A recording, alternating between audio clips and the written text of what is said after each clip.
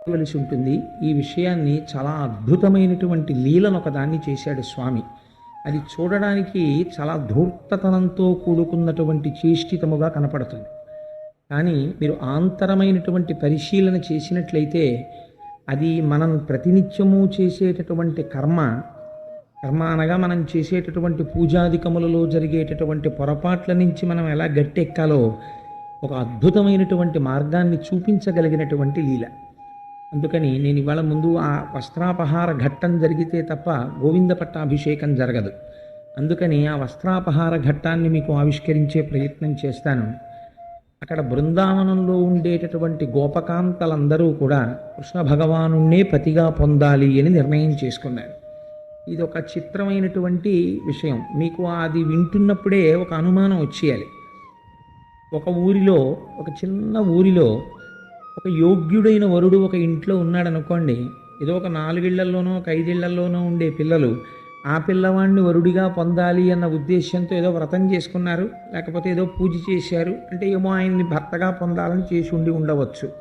కానీ ఊళ్ళో ఉన్న కన్యలందరూ కలిసి ఆయన ఒక్కడనే భర్తగా పొందుతానని సామూహిక పూజ చేస్తారండి ఎక్కడైనా? అలా ఉంటుందా? కాకినాడలో ఉన్న వాళ్ళందరూ కూడా కన్నెపిల్లలందరూ కలిసి ఎవరో ఒక ఇంట్లో ఉన్న ఒక పిల్లాన్ని భర్తగా పొందుతాం మేమందరం అని చెప్పి సామూహికంగా అందరికీ తెలిసేటట్టు త్రిపుర సుందరి అమ్మవారి గుళ్ళోనో లేకపోతే ఏంటి కాలవ ఒడ్డునో వ్రతం చేశారనుకోండి. అదేమిటండి ఇంతమంది ఒక్కడిని భర్తగా పొందడానికి వ్రతం చేస్తున్నారు, హాస్యాస్పదంగా ఉంది కదా ఈ వ్రతం, ఇంతమంది ఆడపిల్లలకు ఒకడు భర్త ఎలా అని అడుగుతాం కదా. కాబట్టి అది ఆలోచించదగినటువంటి, ఆలోచిస్తే చాలా గొప్ప పరిష్కారములను మార్గములను చూపించగలిగినటువంటి లీల. అందులో వీళ్ళందరూ కృష్ణుణ్ణి పతిగా పొందాలనుకున్నారు. కృష్ణుణ్ణి పతిగా పొందాలి అనుకుంటే ఎవరి యొక్క అనుగ్రహం ఉండాలి? కృష్ణానుగ్రహమే ఉండాలి కదా. ఎవరిని భర్తగా పొందాలని అనుకుంటున్నారో ఆయన ఆనుకూల్యత వహించాలి యువతల వారిని వివాహం చేసుకోవడానికి. కానీ వాళ్ళు కృష్ణుణ్ణి భర్తగా పొందడానికి కృష్ణుడికి వ్రతం చేయలేదు. ఇది వ్యాసుడి యొక్క సర్వోత్కృష్టమైన ప్రతిపాదన. వాళ్ళందరూ ఏమి చేశారు అంటే మార్గశీర్ష మాసంలో చేశారు ఈ వ్రతాన్ని. అసలు యథార్థమునకు భాగవతంలో మార్గశీర్ష మాసంలో గోపకాంతలందరూ చేసినటువంటి వ్రతముగా భాగవతంలో చెప్పబడిన వ్రతం కాత్యాయని వ్రతం. వీళ్ళందరూ కలిసి కాత్యాయని దేవిని ఉపాసన చేశారు.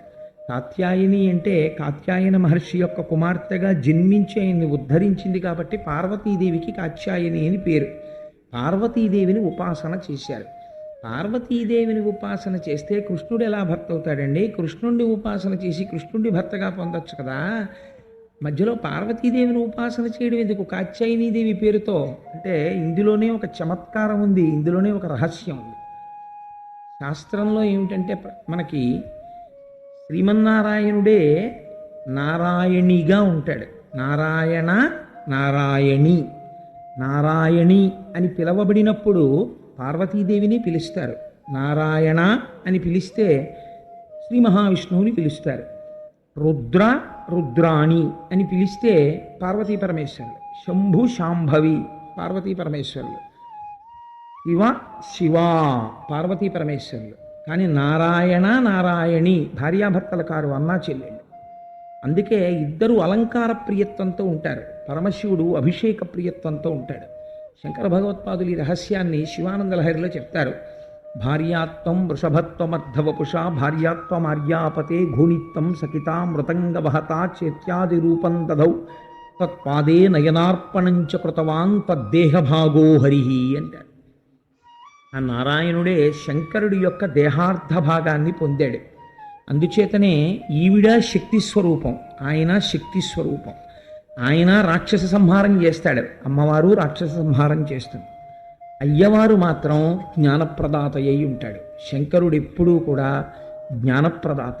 అందుచేతనే ఈశ్వరుడికి, శివుడికి, నారాయణుడికి ఎన్నడూ భేదము పాటించవద్దు. సంధ్యావందనం చేస్తే మనం ఒక మాట చెప్తాం, శివస్య హృదయం విష్ణుర్విష్ణోశ్చ హృదయం శివ యథా శివమయో విష్ణురేవం విష్ణుమయ శివ యథాంతరన్న పశ్యామి తథా మే స్వస్తిరాయుషి అంటాం. అది ఋషివాక్యం.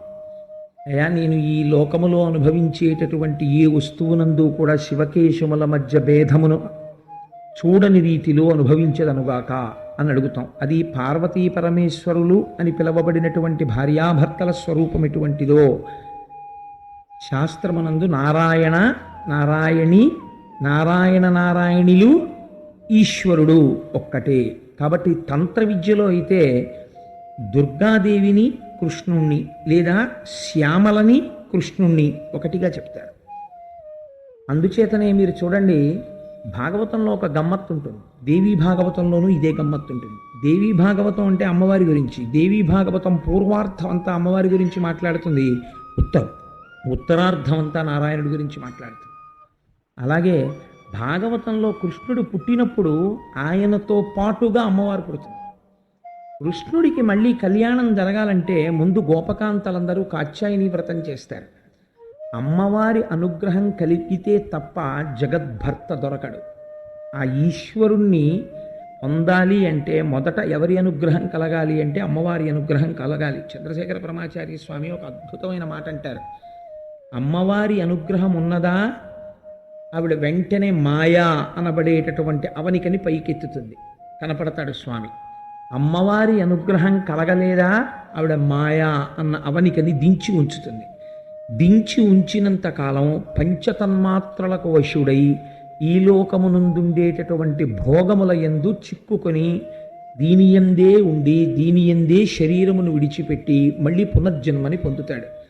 కాబట్టి ఈశ్వర దర్శనమునకు ఏది ప్రాతిపదిక అంటే అమ్మవారి అనుగ్రహము ప్రాతిపదిక. శంకర భగవత్పాదులంతటి వారు అంత గొప్పగాను సౌందర్యలహరిని రచించేటప్పుడుగా మాట్లాడారు. అందుచేత ఇక్కడ కృష్ణుణ్ణి భర్తగా పొందడానికి గోపకాంతలు ఏం చేశారు అంటే, మొన్న మహాశివరాత్రి నాడు మనమందరం పార్థివలింగాన్ని తీసుకొచ్చి వాయు ప్రతిష్టా మంత్రాలు చెప్పి స్వామికి అభిషేకం చేసుకున్నట్లుగా వాళ్ళు ప్రతిరోజు సైకతంతో అంటే ఇసుకతో పార్వతీదేవి యొక్క కాత్యాయనీదేవి యొక్క మూర్తిని చేసేవారు. కాత్యాయని మహామాయే మహాయోగి నధీశ్వరి నందగోపసుతం దేవి పతిమ్మే కురుతే నమః అని అడిగారు వాళ్ళు. వాళ్ళు చేసిన సంకల్పం అది, కాత్యాయని మహామాయే. ఎంత గొప్ప మాట అడిగారో చూడండి. అందులో మీరు తత్వపరిశీలనం చేస్తే రహస్యం దొరుకుతుంది. వాళ్ళందరూ అడుగుతున్నది ఏమిటో తెలుసా అండి, లౌకికమైనటువంటి భర్తని వాళ్ళు అడగట్లేదు. మామూలుగా ఏదో పెళ్లి చేసుకుని సాంసారికమైనటువంటి జీవితాన్ని గడపడం కోసం ఒక భర్తని వాళ్ళు అడగట్లేదు. వాళ్ళు అడుగుతున్నది మాయా అనబడేటటువంటి ఈ తెర తొలగి జీవబ్రహ్మైక్య సిద్ధి కొరకు పరాత్పరుని యందు ఐక్యము అవడం కోసమని అమ్మా నీ అనుగ్రహం కలగాలి, మాకు కృష్ణుడితో కలిసిపోయేటటువంటి అదృష్టం కలగాలి. అందుకే దాన్ని భార్యాభర్తృ సంబంధంగా మాట్లాడుతున్నారు. కాబట్టి కాత్యాయని మహామాయే మహాయోగి నధీశ్వరి నందగోపసుతం దేవి పతిమ్మే కురుతే నమః. నందగోపసుతం, నందుడు అంటే ఆనందింపచేయువాడు, ఆనందమునకు స్థానమైనవాడు. అటువంటి వాని యొక్క కుమారుడైన కృష్ణుడు, కృష్ అంటే నిరతిశయ ఆనంద స్వరూపము. నిరతిశయ ఆనంద స్వరూపం ఏది అంటే బ్రహ్మమే. కాబట్టి ఆ బ్రహ్మమును పొందడానికి నీ అనుగ్రహమును మేము అపేక్షిస్తున్నాం అని వాళ్ళు వ్రతం మొదలుపెట్టారు. అది 30 రోజుల పాటు మార్గశీర్షంలో చెయ్యాలి అని. ప్రతిరోజు గోపకాంతలు నిద్రలేచేవారు, వీధిలోకి వచ్చేవారు. ఒక గోపకాంత వేరొక గోపకాంతని మేల్కొల్పేది. అందరూ కలిసి చెయ్యి చెయ్యి పట్టుకునేవారు. ఎంతో సంతోషంగా యమునా నది తటము దగ్గరికి వెళ్ళేవారు. ఒక పెద్ద కడిమి చెట్టు ఒకటి ఉండేది. కడిమి చెట్టు ఎక్కడుంటే అది అమ్మవారి యొక్క సూచన. అందుకని కదంబ వృక్షం, కడిమి చెట్టు ఇవన్నీ అమ్మవారికి అత్యంత ప్రీతిపాత్రమైనవి. కదంబ వనవాసిని అని పేరు ఆవిడికి. అందుకని ఆ కడిమి చెట్టు కింద సైకతంతో అమ్మవారి ప్రతిమ చేశారు. చేసి మళ్ళీ ఒక్కసారి అమ్మవారికి ఆ ప్రార్థన తెలియచేసి యమునా నదిలో స్నానం చేయడం కోసమని దిగారు. ఆషామాషిగా ఏదో బట్టలు ఎత్తుకుపోయిన లీల కాదది. అందులో ఎంత గాంభీర్యం ఉందో మీరు ఆలోచించండి. ఇంతమంది కలిసి వివస్త్రలై ఒంటి మీద బట్ట లేకుండా ఆ కాళింది నదిలోకి, ఆ యమునా నదిలోకి దిగి స్నానం చేస్తున్నారు.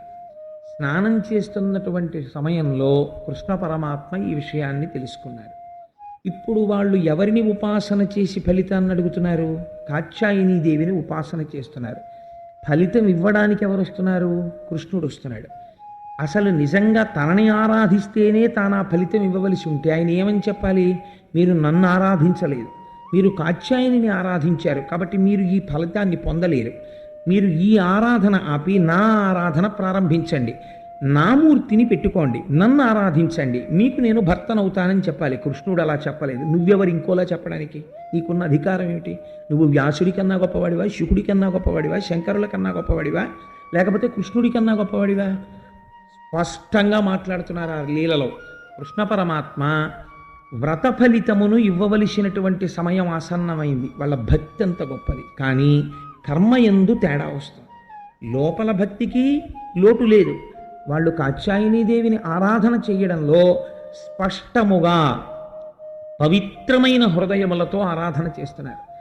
కానీ ఆరాధన క్రమమునందు, క్రతువునందు, కర్మయందు దోషం ఒకటి జరుగుతోంది. ఇప్పుడు ఈ దోషము ఉన్నంతసేపు అది ప్రతిబంధకంగా నిలబడుతుంది, ఫలితాన్ని ఇవ్వడం కుదరదు. కాబట్టి ఇప్పుడు ఈశ్వరానుగ్రహము కలిగితే ఈశ్వరుడు ఏం చేయాలి? ఏది ప్రతిబంధకంగా ఉందో ఆ ప్రతిబంధకాన్ని తీసేయాలి. ఎవరు తీయాలి? కాత్యాయనీదేవి తీయాలి. కానీ ఎవరు వస్తున్నారు తీయడానికి? కృష్ణుడు వస్తున్నాడు. కాబట్టి మీకు ఏమర్థమైపోవాలి దీన్ని బట్టి? కాత్యాయని ఒకటి, కృష్ణుడు ఒకటినా?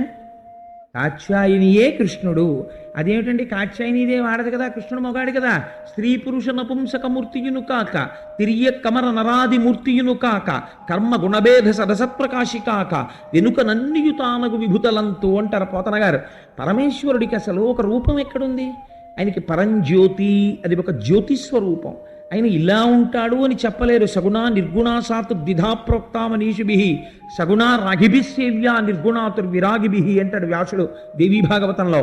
ఈ కంటితో మేము చూడకుండా ఉండలేమన్న వాళ్ళ కోసమని ఒక సగుణమైనటువంటి ఆకారమును ధరించి భూమి మీద నడయాడాడు తప్ప అదే ఆయన స్వరూపమా అంటే అది ఎప్పుడూ ఆయన స్వరూపం కాదు. ఆయన సమస్త బ్రహ్మాండముల యందు నిండి నిబిడీకృతమైన వ్యాపకత్వముతో కూడిన స్వరూపాన్ని మీరు మాంసనేత్రంతో చూడలేరు. అది పరిచ్ఛిన్నం ఎలా చూడగలరు? కానీ భక్తికి వశుడై పరమాత్మ ఒకనాడు అలా చూడాలనుకున్న ఋషుల కోసం కనపడ్డాడు ఒకలా. అది వేదాహమేతం పురుషం మహాంతం ఆదిత్యవర్ణం తమసస్తు పారే సర్వాణి రూపాన్ని విచిత్య ధీర నామాని కృత్వాభివదన్యదాస్తే అన్నారు పురుష సూక్తం 16వ మంత్రంలో. మాయందనుగ్రహించినటువంటి పరమాత్మ మా మాంసనేత్రములతో చూడడానికి వీలైనటువంటి ఒక కరచరణాదులతో కూడిన మూర్తిగా కనబడినాడు. అది ఆయన యొక్క సౌలభ్యం అంతే. ఆయన అలా కనపడలేదనుకోండి, అంత మాత్రం చేత ఆయన అలా కనపడలేదు కాబట్టి ఈశ్వరుడు లేడండి అని మీరు అనకూడదు. ఆయన అంతటా నిండి ఉన్నాడు, అది జ్ఞానం. జ్ఞానస్థాయిలో అలా మాట్లాడగలగాలి, అలా చెప్పగలగాలి. నమశేష్ప్యాయి చ ఫేన్యాయి చ సికత్యాయి చ ప్రవాహ్యాయి చ హరిత్యాయి చ లోప్యాయి చ చోరాయి చ అనగలగాలి.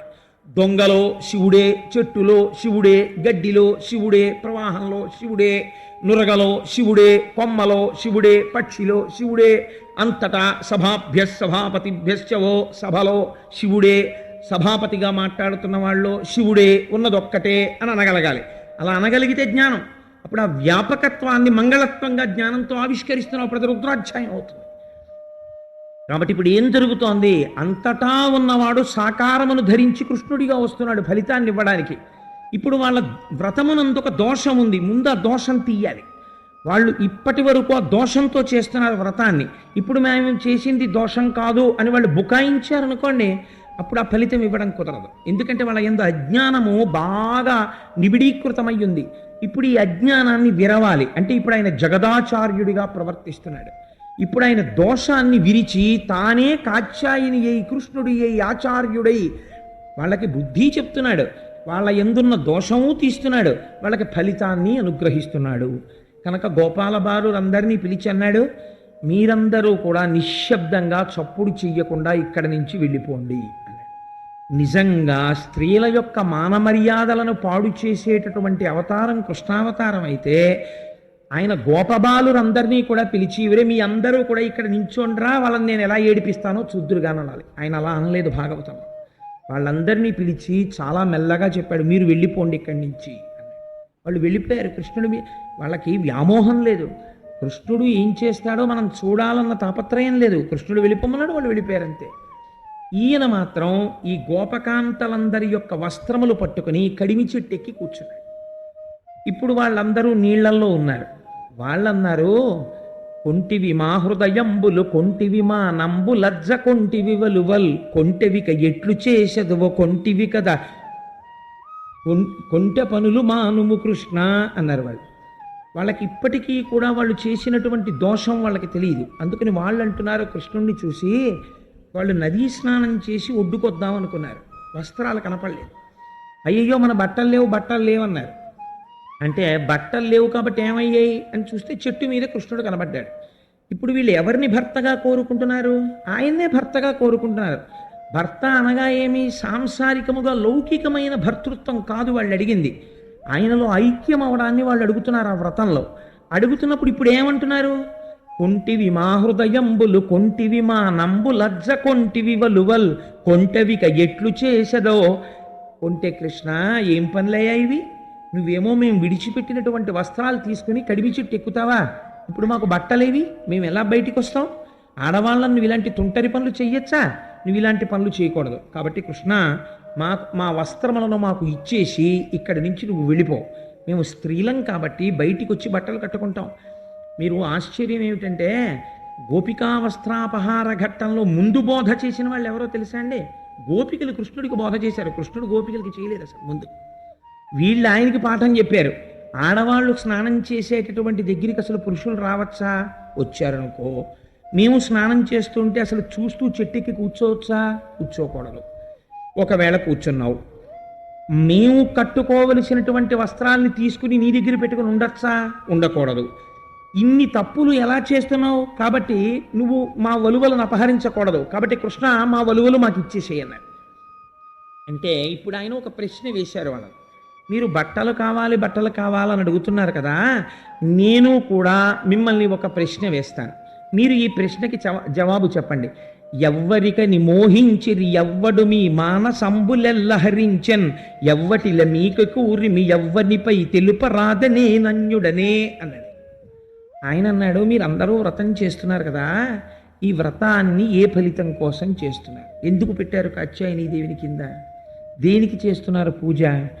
మీ ప్రవర్తన చూస్తుంటే ఎవరో ఒకడు మీ మనస్సుల్ని హరించాడు, వాడిని భర్తగా పొందాలని మీరందరూ వ్రతం చేస్తున్నారు. మీరు ఎవరి కోసం వ్రతం చేస్తున్నారో నాకు చెప్పండి అన్నాడు. వాళ్ళందరూ నవ్విన నవ్వు బట్టే ఆయనకి తెలిసిపోయింది ఆయన్నే భర్తగా కోరుకుంటున్నారు అని. ఆయన అన్నారు, నా ఇంటికి దాసులరై నాయాజ్ఞ అలరంగ మీరు తలచితిరేనిన్ మీయంబ రమ్ములిచ్చదా. నిజంగా మీరు నా ఇంటికి దాసీలుగా వచ్చి, భార్యగా వచ్చి, ఇక్కడ దాసి అన్న పదానికి ఉండేటటువంటి అర్థాన్ని చాలా జాగ్రత్తగా చూడాలి. భార్యకి ఒక లక్షణం ఉంటుంది, కార్యేషు దాసి అని. మొట్టమొదటి లక్షణం ఏం చెప్తారంటే, కార్యమునందు దాసీత్వంతో ప్రవర్తిస్తుంది. దాసీత్వంతో ప్రవర్తించడము అంటే ఏదో ఈయన ఆర్డర్లు వేయడం, ఆవిడ దాసీదానిలా పనిచేయడం అని కాదు దాని అర్థం. దాని అర్థం ఏమిటో తెలుసా అండి? తాను చేసినటువంటి ప్రతి పని వలన తన భర్త యొక్క అభ్యున్నతిని, తన భర్త యొక్క కీర్తి ప్రతిష్టలు పెరిగేటట్టుగా ఎవరు ప్రవర్తిస్తారో వారు భార్య. అలా ప్రవర్తించలేకపోయిందనుకోండి, భర్త కీర్తి ప్రతిష్టలు దెబ్బతిన్నాయనుకోండి భార్య ప్రవర్తన వల్ల, ఆవిడ భార్య అనిపించుకోలేదు. మీకు నేను ఒక ఉదాహరణ చెప్తాను. రామచంద్రమూర్తికి అంత కీర్తి ప్రతిష్టలు ఎక్కడి నుంచి వచ్చాయండి? ఒకే ఒక సంఘటన, సుందరకాండకి సుందరకాండ అన్న పేరు ఎందుకు వచ్చిందో తెలుసా అండి? సీతమ్మ తల్లి యొక్క మహాపాతివ్రత్యం అంతటినీ ఆవిష్కరించింది సుందరకాండ. ఎక్కడ ఆవిష్కరించింది? ఒక కీలకమైన సంఘటన జరిగింది. స్వామి హనుమ ఒక మాట అడిగారు సీతమ్మని, అమ్మా రావణాసురుణ్ణి వధించడం వరకు ఎందుకమ్మా నా మూపున కూర్చో, నిన్ను తీసుకుని వెళ్ళి రామచంద్రమూర్తి యొక్క పాదార విందముల యందు సమర్పిస్తానన్నారు. సీతమ్మంది, భర్తుభక్తిం పురస్కృత్య రామధన్యస్య వానర న స్పృశామి శరీరంతో పుంసో వనర పుంగవ. నేను నా ఒంటిలో ఊపిరి ఉండగా తెలిసి నేను పరపురుషుణ్ణి స్పృశించను. నేను స్పృశించడం అంటూ జరిగితే ఒక్క రాముణ్ణి స్పృశిస్తాను. నువ్వు నాకు పుత్ర సదృశుడివి కావచ్చు, అయినా నేను స్పృహలో ఉండగా మాత్రం నిన్ను స్పృశించి నీ భుజం మీద నేను కూర్చుని వెనక్కి రాను. రాముడే రావాలి, నన్ను తీసుకెళ్ళాలి. కష్టంలో ఉంది కదా అని తీసుకెళ్ళిపోతాను హనుమ అంటే వెళ్ళలేదు. ఈ సంఘటన ఎప్పుడైతే జరిగిందో వెంటనే హనుమన్నారు, అమ్మా ఎంత గొప్ప మాట మాట్లాడావమ్మా, ఇలాంటి మాట ఎవరు మాట్లాడగలరు తల్లి, ఈ మాట వల్ల రామచంద్రమూర్తి యొక్క కీర్తి పెరిగిందన్నారు. నిజంగా సీతమ్మ తల్లే కనుక వెళ్ళిపోయిందనుకోండి, హనుమతోటి తీసుకెళ్ళి దింపేశారనుకోండి, రామాయణానికి గొప్పతనం ఎక్కడుంది నాకు చెప్పండి. రాముడు లేకుండా చూసి రావణాసురుడు సీతమ్మను అపహరించాడు, రావణాసురుడు లేకుండా చూసి రామచంద్రమూర్తి హనుమ ద్వారా సీతను అపహరించి తెచ్చుకున్నారు. ఏమిటి రాముడికి రావణాసురుడికి తేడా? రాముడే రావాలి, నన్ను తీసుకెళ్లాలని రాముడిలో ఉండేటటువంటి వీరత్వాన్ని రెచ్చగొట్టి, రాముడు ఎందుకు బ్రహ్మాస్త్ర ప్రయోగం చెయ్యలేదని ప్రశ్న చేసి, ధర్మము తప్పని రాముడు నాకు కావాలని అడిగింది. అడిగి కచ్చిత్ పురుషకారంచ దైవంచ ప్రతిపద్యతే అని అడిగింది హనుమని. దైవమునందు స్వకార్యమునందు పౌరుషము తప్పకుండా, భక్తి తప్పకుండా రాముడున్నాడా అని అడిగింది. ఈ మాటలు వెళ్ళి చెప్పారు. రాముడు వెంటనే బయలుదేరి వచ్చి రావణాసురుణ్ణి నిహతుణ్ణి చేసి సీతమ్మని తీసుకెళ్ళాడు. సీతమ్మ వలన రామచంద్రమూర్తి యొక్క ఖ్యాతి గొప్పదైంది. నేను సభాముఖంగా అనకూడదు. రావణాసురుడు సీతమ్మని జుట్టు పట్టి తీసుకెళ్లి తన ఐశ్వర్యం అంతా చూపించాడు. రాముడు బ్రతికున్నాడో లేడో 100 యోజనములు దాటి వస్తాడా? ఎందుకు నీకింత బెంగ, నా పాన్పు చేరన్నాడు. సీతమ్మ మిగిలిన విషయాల మాట అలా ఉంచండి, కనీసం రావణాసురుణ్ణి ఇలా కన్నెత్తి ఆవిడ చూడలేదు. ఆవిడ ఎన్నడూ రావణుడితో మధ్యలో వ్యవధానం లేకుండా మాట్లాడలేదు. రావణుడితో మాట్లాడవలసి వస్తే ఓ గడ్డి పరక అడ్డు పెట్టి మాట్లాడింది. ఇంత మహాపాతివ్రత్యం కలిగిన తల్లి కాబట్టే యుద్ధకాండలో నేను ఎన్నడూ రామచంద్రమూర్తి పాదములను విస్మృతి చెందనదాననైతే ఈ అగ్నిహోత్రుడు నన్ను రక్షించుగాక అని అగ్నిప్రవేశం చేసింది. అగ్నిహోత్రుడు వెంటనే ఆవిడ తొడ మీద కూర్చోపెట్టుకుని కుమార్తెని తీసుకొచ్చినట్టు పైకి తీసుకొచ్చాడు. ఇప్పుడు సీతమ్మ తల్లి యొక్క జాజ్వల్యమానమైన కీర్తి వల్ల ఎవరి కీర్తి ప్రతిష్టలు పెరిగాయి? రామచంద్రమూర్తి కీర్తి ప్రతిష్టలు పెరిగాయి. ఒక శుభలేఖ వేస్తే జనక్యాహ కమలాంజలాంజలిపుటే యాహ పద్మరాగాయితాహ అని ఒక శ్లోకాన్ని వేస్తాం మనం. కాబట్టి భార్య యొక్క ప్రవర్తన చేత, తాను చేసేటటువంటి కార్యము వలన ప్రతి పనిలో ఎవరి అభ్యున్నతి పెరగాలని చూస్తుంది. తన భర్త కీర్తి పెరగాలి, తన భర్త వైభవం పాడైపోకూడదు, ఆయనకున్న మర్యాద పాడైపోకూడదు అని ఏ స్త్రీ ఆలోచిస్తుందో ఆమె మాత్రమే భార్య. మిగిలిన వాళ్ళందరూ నామకహ భార్యను అనిపించుకోవచ్చుగాక, అది భార్యాత్మను స్థిరీకరించదు. మొట్టమొదటి లక్షణం ఇది, కార్యేషు దాసీ. ఇది అడుగుతున్నారు కృష్ణ పరమాత్మ. నా ఇంటికి దాసులరై నాయాజ్ఞ వహించి మీరు నలచదరేనిన్. నిజంగా మీరు నాజ్ఞ వహించి నేను చెప్పినట్టు చెయ్యాలని మీరు అనుకుంటే, భర్త ఒకటి చెప్తే మీరు చెప్పేది ఏమిటి, మీకేం తెలుసు ధర్మశాస్త్రం, నాకు తెలుసు, నేను చెప్పినట్టు మీరు చేయాలి కానీ మీరు చెప్పినట్టు నేను చేయడం ఏమిటని తిరగబడింది అనుకోండి, ఇంకా భర్త ఏమిటి?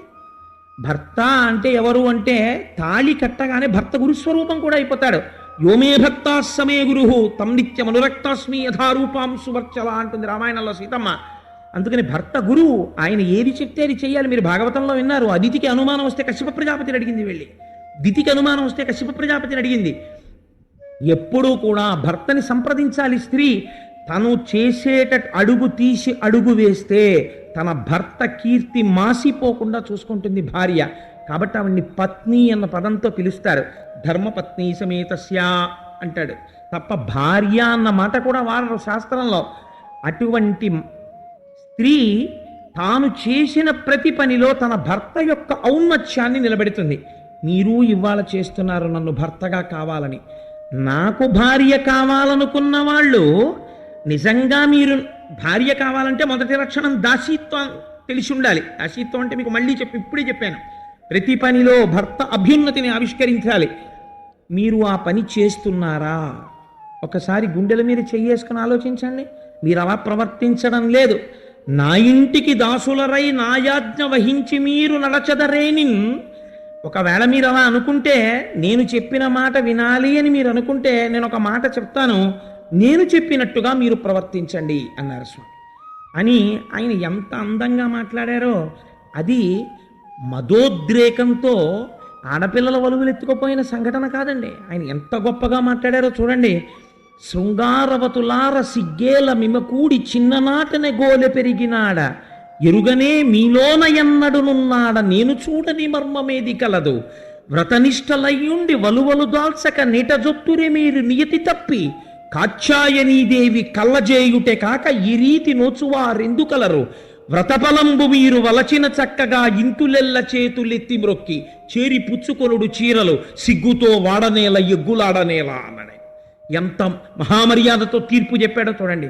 శృంగారవతులార సిగ్గేల మిముగూడి చిన్ననాటనే గోలె పెరిగినాడ. నన్ను చూసి సిగ్గుపడతారేంటి? మీతో పాటే నేను చిన్నతనం నుంచి కలిసి పెరిగాను, మనందరం కలిసి పెరిగాం. ఇప్పుడు చెప్తున్నాడు వాళ్ళు అడిగిన వ్రతరహస్యం. ఎరుగరే మీలోన ఎన్నడునున్నాడా? ఈ కృష్ణుడు బయట ఉన్నవాడు కాడు, ఈ కృష్ణుడు లోనున్నవాడు. అన్ని ప్రాణుల యొక్క హృదయాంతరాళముల యందు ఉన్నవాడు శ్రీమన్నారాయణుడు. నేను మీ అందరి హృదయాలలో ఉన్నాను. నేను లేనినాడది శివము కాదు, శవము. నేనున్నాను కాబట్టి మీరు మంగళప్రదలై ఉన్నారు, మీరు వ్రతం చేయగలుగుతున్నారు. ఎరుగరే మీలోన ఎన్నడునున్నాడ, నేను చూడని మర్మమేది కలదు. నేను ఉండబట్టి కదా అసలు ఈ శరీరం పెరుగుతోంది. ఈ శరీరం ఒకటి ఉన్నది అన్న స్పృహ. శాస్త్రంలో ఒక అందమైన మాట అంటారు, భవతి. ఇదే పరబ్రహ్మం అంటారు. అదండి మాట్లాడడం అంటే. ఎంత గొప్పగా మాట్లాడారు పోతన గారు. నువ్వు దాన్ని శివ అని పిలు, విష్ణు అని పిలు, సశివ సహరిసేంద్ర సోక్షర పరమస్వరాట్, ఏ పేరు పెట్టి పిలు, అదేమిటో తెలుసా? భవతి. భవతి ఉన్నది, లేదు, అది లేదనుకోండి, ఇంకా దాని యందు మంగళత్వము లేదు. అందుకే శివ అంటే ఉండి మంగళత్వం, విష్ణు అంటే వ్యాపకత్వం. వ్యాపకత్వము చెంది ఉండి మంగళత్వాన్ని ఇస్తే శివ కేశవులు అవుతారు వాళ్ళిద్దరు. కాబట్టి ఇప్పుడు ఏమైంది అంటే, ఎరుగరే మీలోన ఎన్నడునున్నాడ, నేను చూడని మర్మం ఏది కలదు. ఈ లోపల ఈశ్వరుడు ఉన్నాడు కాబట్టి ఒకనాడు ఈ శరీరం పసిపిల్లవాడిగా ఒక చిన్న చాప మీద పడుకుంది. ఈ శరీరానికి బట్ట కట్టుకోవడం కూడా చేత కాని రీతిలో దొల్లుతూ పడుండేది. ఈ శరీరానికి వేరొకళ్ళు స్నానం చేయించి ఈ శరీరానికి ఒక చిన్న బట్ట కట్టేవారు. ఆ తర్వాత ఈ శరీరం కొంచెం పెద్దదైంది. ఇది స్నానం చేస్తుంటే ఒరే నాన్న అని పిలిస్తే తువ్వాలైనా కట్టుకుని బయటికి రావాలని తెలియకుండా పరిగెత్తుకొచ్చి అమ్మని పట్టుకుని శరీరం పెరిగింది కొన్నాళ్ళు. ఆ తర్వాత పిలిస్తే నేను స్నానం చేస్తూ బయటికి వెడుతున్నాను కాబట్టి కనీసం తువ్వాలు కట్టుకుని బయటికి వెళ్ళాలన్న దేహభ్రాంతి ఏర్పడింది. ఇన్ని మార్పుల్ని లోపలుండి చూస్తున్నవాడెవరు? వాడు ఉండబట్టి కదా పెరుగుతోంది. బాల్యాదిశ్యపి జగ్రదాదిషు తథా సర్వాస్వస్థాస్యపి వ్యావృత్తా స్వనువర్తమానమహమిత్యం తస్ఫురంతం సదా స్వాత్మానం ప్రకటీకరోతి భజతాం యో భద్రయా ముద్రయా తస్మై శ్రీ గురుమూర్తయే నమయిదం శ్రీ దక్షిణామూర్తయే అంటారు శంకర భగవత్పాదులు దక్షిణామూర్తి స్తోత్రంలో. బాల్యము అవస్థ దాటింది. బాల్యమన్న అవస్థని ఇక్కడ గుర్తించింది పరబ్రహ్మం. దాటాడు. ఏదో యవ్వనము ఇది తెలుసుకుంటోంది, యవ్వనంలో ఉన్నానని. ఇంకొక 5 ఏళ్ళో 6 ఏళ్ళో పోతాయి. వార్ధక్యము, పూర్వం ఉన్న ఓపిక లేదు, ఇప్పుడు నా శరీరం బడలింది అని తెలుసుకుంటుంది. తెలుసుకుంటున్నది ఎప్పుడు అలాగే తెలుసుకుంటోంది. తెలుసుకోబడుతున్నది జర్జరీభూతం అవుతోంది, మారుతోంది. మారుతున్న దాన్ని మారనిది చూస్తోంది. ఈ మారనిది ఏదో అది పరబ్రహ్మం, అది ఇక్కడ ఉంది. నేను ఇక్కడే ఉండి మారుతున్న ఈ శరీరాన్ని చూస్తూనే ఉన్నాను. మీరేదో ఇవాళ నేను చూస్తున్నట్టుగా అలా సిగ్గుపడుతున్నట్టు నటిస్తారేమిటి? అదో అపచారం. నిజంగా ఇవాళే నేను చూడడం తటస్థిస్తే మీరందరూ ఎప్పుడో పృథ్వీలో కలిసిపోయి ఉండాలి కదా. ఇవాళే నేను చూడడం ఏమిటి? ఎప్పుడూ మీలోనే ఉన్నాను నేను, ఉండబట్టే మీరు ఇలా ఉండగలిగారు. భవతి, నేనున్నాను మీ యందు. ఆయన ఎంత వేదాంతం మాట్లాడుతున్నాడో చూడండి కృష్ణుడు. ఆయన మాట్లాడింది ఏం తప్పు మాటలో అల్లరి మాటలో ఆయన మాట్లాడలేదు. అంటూ ఆయన అన్నారు, వ్రతనిష్టలయ్యుండి వలువలు దాల్చక నీట జొత్తురే మీరు నియతి తప్పి కాత్యాయనీదేవి కళ్ళజేయుటే కాక ఈ రీతి నోచువారెందు కలరు. భాగవతం చదువుకుంటే జ్ఞానం కలుగుతుందిరా అన్నారు పెద్దలందుకే. మీరు ఒక వ్రతం చేశారు, ఇప్పుడు ఈ వ్రతానికి ఫలితం ఎందుకు వస్తుంది? ఈ వ్రతం చేశాను కాబట్టి ఈ ఫలితం వచ్చేయాలి అంటే రాదు. అలా వ్రతం చేస్తే ఫలితం, పూజ చేస్తే ఫలితం అలా వెంటనే రావు. ఎందుకు రావు? మీరు చేసినటువంటి పూజ చేత ఈశ్వరుడు ప్రీతి చెందితే ఫలితం వస్తుంది. ప్రీతి చెందలేదు ఫలితం రాదు. ఎందుకు రాదో తెలుసా అండి? మీకు ఒక రహస్యం చెప్పేస్తాను. మీరు కామ్యంతో ఒక వ్రతం చేసేటప్పుడు ఆవలించారనుకోండి, పోతుంది అక్కడతో. ఎప్పుడు ఆవలించారో అక్కడతో ఆ పూజ పూర్తి చేసినట్టు గీత కొట్టేస్తారు. నవరంధ్రాల్లోంచి ధర్మశాస్త్రంలో గాలి బయటికి వెడితే అక్కడతో పూజ అయిపోయింది. మీరు ఆచమనం చేసి ఆచమ్యాహ కేశవాయ స్వాహ, నారాయణాయ స్వాహ, మాధవాయ స్వాహలతి సంభవి స్వాహ, శాంతాయ స్వాహ అని ఆచమనం చేసి ఉమామహేశ్వర పూజాం కరిష్యే అని నీళ్లు ముట్టుకుని ఆవలించారనుకోండి, అయిపోయింది. మళ్ళీ స్నానం చేసి వచ్చి మళ్ళీ పూజ చేయాలి. కాబట్టి కనీసం కుడి చెవి మీద కుడి చెయ్యి వేసుకుని మళ్ళీ పూజ చేయాలి, స్నానం చేసినటువంటి ఫలితం. ఎంతమందిని చేస్తున్నాం అలాగా? ఇప్పుడు మీరేమో తప్పు చేసేసి కాత్యాయనీదేవి కళ్ళచేయుటే కాక మీరేమో నన్ను భర్తగా పొందాలా? మీరేమో కాత్యాయనీదేవిని పెట్టారా కింద, పెట్టి వ్రతం చేస్తారా? ఒంటి మీద నూలిపోగు లేకుండా నీళ్లలోకి దిగి స్నానాలు చేస్తున్నారా? ఇప్పుడు ఏమైంది? వ్రతమునందు దోషం వచ్చింది, జలాధిదేవత అయినటువంటి వరుణుడి పట్ల అపచారం జరిగింది. ఇప్పుడు దేవతలకి అపచారం జరిగితే అమ్మవారు మీకు కటాక్షం ఎలా ఇవ్వగలదు? ఇప్పుడు అమ్మవారు ఇస్తే రేపు లోకంలో ఎవరైనా సరే ఇంకా నదులు అలానికి వీల్లేదు, వివస్త్రలై స్నానం చెయ్యకూడదు. వ్రతం చేసేవాళ్ళు ఒంటి మీద బట్టతోటే స్నానం చెయ్యాలి. మీరు అపచారం చేశారు. ఇప్పుడు ఈ అపచారం చేసి కాత్యాయనీదేవి కళ్ళ చేయుటే కాక ఈ రీతి నోచువారెందు కలరు. రేపు ఫలితం రాకపోతే 30 రోజులు అయిపోయిన తర్వాత ఏమంటారు? మేం కాత్యాయని వ్రతం చేశామండి, మాకేం ఫలితం రాలేదంటారు. మీద అబద్ధం, కాత్యాయనీదేవిద అబద్ధం. కాత్యాయనీదేవి మీద నెపం పెట్టే ప్రయత్నం మీరు చేస్తున్నారా, చెయ్యట్లేదా? రేపు 30 రోజులు అయిపోయిన తర్వాత ఇలా మాట్లాడతారు. కాబట్టి ఇంకో తప్పు. ఇప్పుడు తప్పెవరిది? మీద నాదా? ఇప్పుడు కాత్యాయనీదేవి తానై మాట్లాడుతున్నారు. ఈశ్వరుడికి రూపం ఎక్కడుందండి? ఎంత స్పష్టంగా మాట్లాడుతున్నారు పోతన గారు.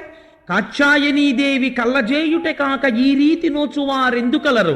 వ్రత ఫలంబు మీరు వలచిన చక్కగా ఇంతులెల్ల చేతిలెత్తి మొక్కి చేరి పుచ్చుకొనుడు చీరలు సిగ్గుతో వాడనేల ఎగ్గులాడనేలా ఒక్క ఆజ్ఞ చేశాడు ఆయన. నిజంగా మీరు వ్రత ఫలితాన్ని కోరుకుంటే, నన్ను భర్తగా కావాలి అని మీరు అనుకుంటే, నేను ఒక మాట చెప్తాను, మీరు చెయ్యండి. మీరు వ్రతభంగం చేస్తున్నారు. 30 రోజుల నుంచి మీరు వ్రతం చేయట్లేదు, వ్రతభంగం చేస్తున్నారు ప్రతిరోజు. మీరు చేస్తున్న వ్రతభంగానికి మీకు శిక్ష వెయ్యాలి, మీకు ఫలితం ఇవ్వకూడదు. కానీ నేను శిక్ష వెయ్యాలనుకోవట్లేదు. ఎందుకు ఇట్లా అనుకోవట్లేదు తెలుసా? మీరు చేస్తున్నటువంటి వ్రతంలో భక్తికి లొంగాను, పొరపాటు దిద్దాలనుకుంటున్నాను, అందుకుని చెప్తున్నాను. చేసిన తప్పుకి ప్రాయశ్చిత్తం ఒకటి ఉంటుంది కదా. మీరందరూ చేతులెత్తి నమస్కారం చేయండి, మీ వలువలు మీకు ఇచ్చేస్తాను.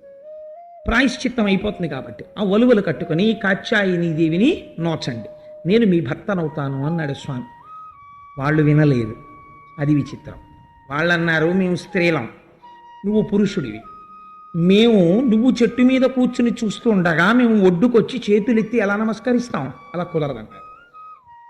ఏ వ్యాఖ్యానంలోనండి ఎంత గొప్ప మాట అన్నారంటే, భగవంతుని పట్ల ప్రవర్తించేటటువంటి భక్తుడు ఎలా ఉండాలంటే, 4 సంవత్సరాలు 3 సంవత్సరాలు ఉన్న పిల్లవాడు పెరట్లో స్నానం చేస్తుంటాడు. నాన్నగారు ఆఫీస్ నుంచి వచ్చి, ఒరే నాన్న షణ్ముఖ కాజాలు తెచ్చాను రా అంటారు. నాన్నగారి మాట వినగానే ఒంటికి సబ్బు రుద్దుకుంటున్న పిల్లవాడు అలా రుద్దుకుంటున్నట్టే దండెం మీద ఉన్న తువ్వాలు తీసి కట్టుకోకుండా, నాన్నగారండి కాజాలు తెచ్చారా నాన్నగారండి అని పరిగెత్తుకొచ్చి నాన్నగారిని కౌగిలించుకుంటాడు. నేను పిల్లాన్ని, నేను బట్ట కట్టుకోలేదు, లేకపోతే మా అమ్మ నా ఒళ్ళు రుద్దుతోంది, ఈ భావన వాడికి ఏమైనా ఉంటుందండి? వాడు చక్కగా హాయిగా అమ్మ చీర గట్టిగా పట్టుకుని అమ్మ గాజులు గలగలలాడుతుండగా వాడి ఒళ్ళు రుద్దేస్తుంటే చక్కగా ఒళ్ళు రుద్దించేసుకుంటాడు. ఎందుకు రుద్దించుకోగలుగుతున్నాడు? వాడి ఎందుకు దేహభావన లేదు, అసలు ఈ శరీరం గురించిన భావన లేదు. మా అమ్మ నన్ను రుద్దుతోంది, నా ఒళ్ళు రుద్దుతోంది, అంతే. ఈశ్వరుడు యందు భక్తికి పరాకాష్ఠ ఏది? నువ్వు అడుగుతున్నది ఏం అడుగుతున్నావు? భర్తృత్వాన్ని అడుగుతున్నావు, అంటే నాలో ఐక్యతను అడుగుతున్నావు. భార్యాభర్తృత్వం అంటే ఐక్యత. ఒకరిలో ఒకరు ఐక్యం అయిపోతారు. అందుకే ఒకరిలో ఒకరు ఐక్యం అవ్వడానికే ఆత్మా వై పుత్రనామాసి, తన ఆత్మని నిక్షేపించాడు తన భార్య యందు, పుత్రుడిగా మళ్ళీ బయటకు వచ్చాడు. కాబట్టి మీరు నాయందు ఐక్యమును కోరినప్పుడు 2 ఎక్కడుంటాయి? 2 ఉంటే ఐక్యత ఎక్కడుంటుంది? 1 ఎలా అవుతుంది? 2 ఉన్నంతసేపు 1 కాలేదు. 1 కావాలనుకున్నప్పుడు 2 ఉన్నాయన్న భావన ఉండకూడదు కదా. 2గా ఉంటూ 1 అవ్వాలని నువ్వు ఎలా కోరుకుంటావు? 2గా ఉండిపోవాలనుకుంటున్నావా? 1 అయిపోవాలనుకుంటున్నావా? 1 అయిపోవాలనుకుంటే 2గా ఉన్నవి 1లోకి వెళ్ళిపోయేటప్పుడు అరమరికలు లేకుండా 1లోకి వెళ్ళిపోవాలి. 1గా అవుతూ 2 తన అస్తిత్వాన్ని నిలబెట్టుకోవడం కుదరదు. కాబట్టి మీరు చేసినటువంటి దోషానికి ప్రాయశ్చిత్తం చేసుకోవాలి. కాబట్టి మీరు చేతులు ఎత్తి మొక్కండి, మొక్కి వస్త్రాలు తీసుకోండి అన్నారు. ముందు కొంతమంది ఏం చేశారంటే అలా కుదరదన్నారు, చాలా అల్లరి చేశారు, కృష్ణుడితో వాదన చేశారు. ఇప్పుడు దాని గురించి పెద్ద ప్రస్తావన అక్కర్లేదనుకోండి. ప్రధానమైనటువంటి విషయాన్ని ప్రతిపాదన చేయగలిగితే చాలు, మీరు అందుకోగలిగితే చాలు దానికి. వాళ్ళన్నారు, అలా ఎలా పెడతాం ఆడవాళ్ళం? కొంటె కృష్ణుడు ఎన్నైనా చెప్తాడు, మనం బయటికి వెళ్ళి నమస్కారాలు పెడతాం అలాగా, మనం స్త్రీలం, మనం వెళ్ళడం కుదరదన్నాడు. వాళ్ళల్లో వాళ్ళు మాట్లాడుకున్నారు, ఒక పని చేద్దాం, బయటికి వెళ్ళొద్దు, ఇప్పుడు మనకు వచ్చిన నష్టం ఏమిటి, కంఠం వరకు నీళ్లలో ములుగుంటే పోలా అన్నాడు. మార్గశీర్ష మాసం మంచు గడగడ గడగడ గడగడ వణికిపోతున్నారు. మళ్ళీ పావుగంట అయింది, ఆలోచించారు ఏం చేద్దామన్నారు. అప్పుడు అందులో ఒక గోపికంది, విషయాన్ని ఎందరో వింటారు, అందరికన్నా ముందు భక్తి బాగా ఉన్నటువంటి వాడు తొందరగా అందుకుంటాడు. ఎందుచేత అంటే ఏదైనా సరే బాగా పక్వానన్నా పడాలి, పక్వాన పడి మాడకూడదు, అది గమ్మత్తు. బాగా ఉడికిన తరువాత మంచి సువాసన వస్తుంది అనుకోండి, పులుసు చాలా మంచి వాసన వస్తుంది, పులుసు ఇంకా కాస్తే ఇంకా వాసన వస్తుంది అనుకోని అగ్నిహోత్రం మీద పెట్టారనుకోండి, మాడి ఊరుకుంటుంది. కాబట్టి ఆ వాసన రాకుండానే మాడిపోతుందేమో అని దించేశారనుకోండి, పక్వానికి రాదు. పక్వాన్ని గుర్తించగలగాలి. పక్వానికి వచ్చిందనుకోండి దిప్పేస్తుంది గృహిణి, అంతే, దాన్ని అనుభవిస్తాడు పురుషుడు. అబ్బా చాలా బాగుందో పులుసునో సర్టిఫికేట్ మారేస్తాడు అంతే. కాబట్టి ఈ పక్వమునకు వచ్చినటువంటి హృదయం అర్థం చేసుకోగలదు. అందుకే వర్షము అంతటా పడుతుంది. వర్షం పడేటప్పుడు వర్షానికి రాగద్వేషాలు ఉండవు. నేను ఇక్కడ పడినా ఇక్కడ పడకూడదా అని వర్షం ఏం ఆలోచించదు, ఏకబిగిన కృషి చేస్తుంది.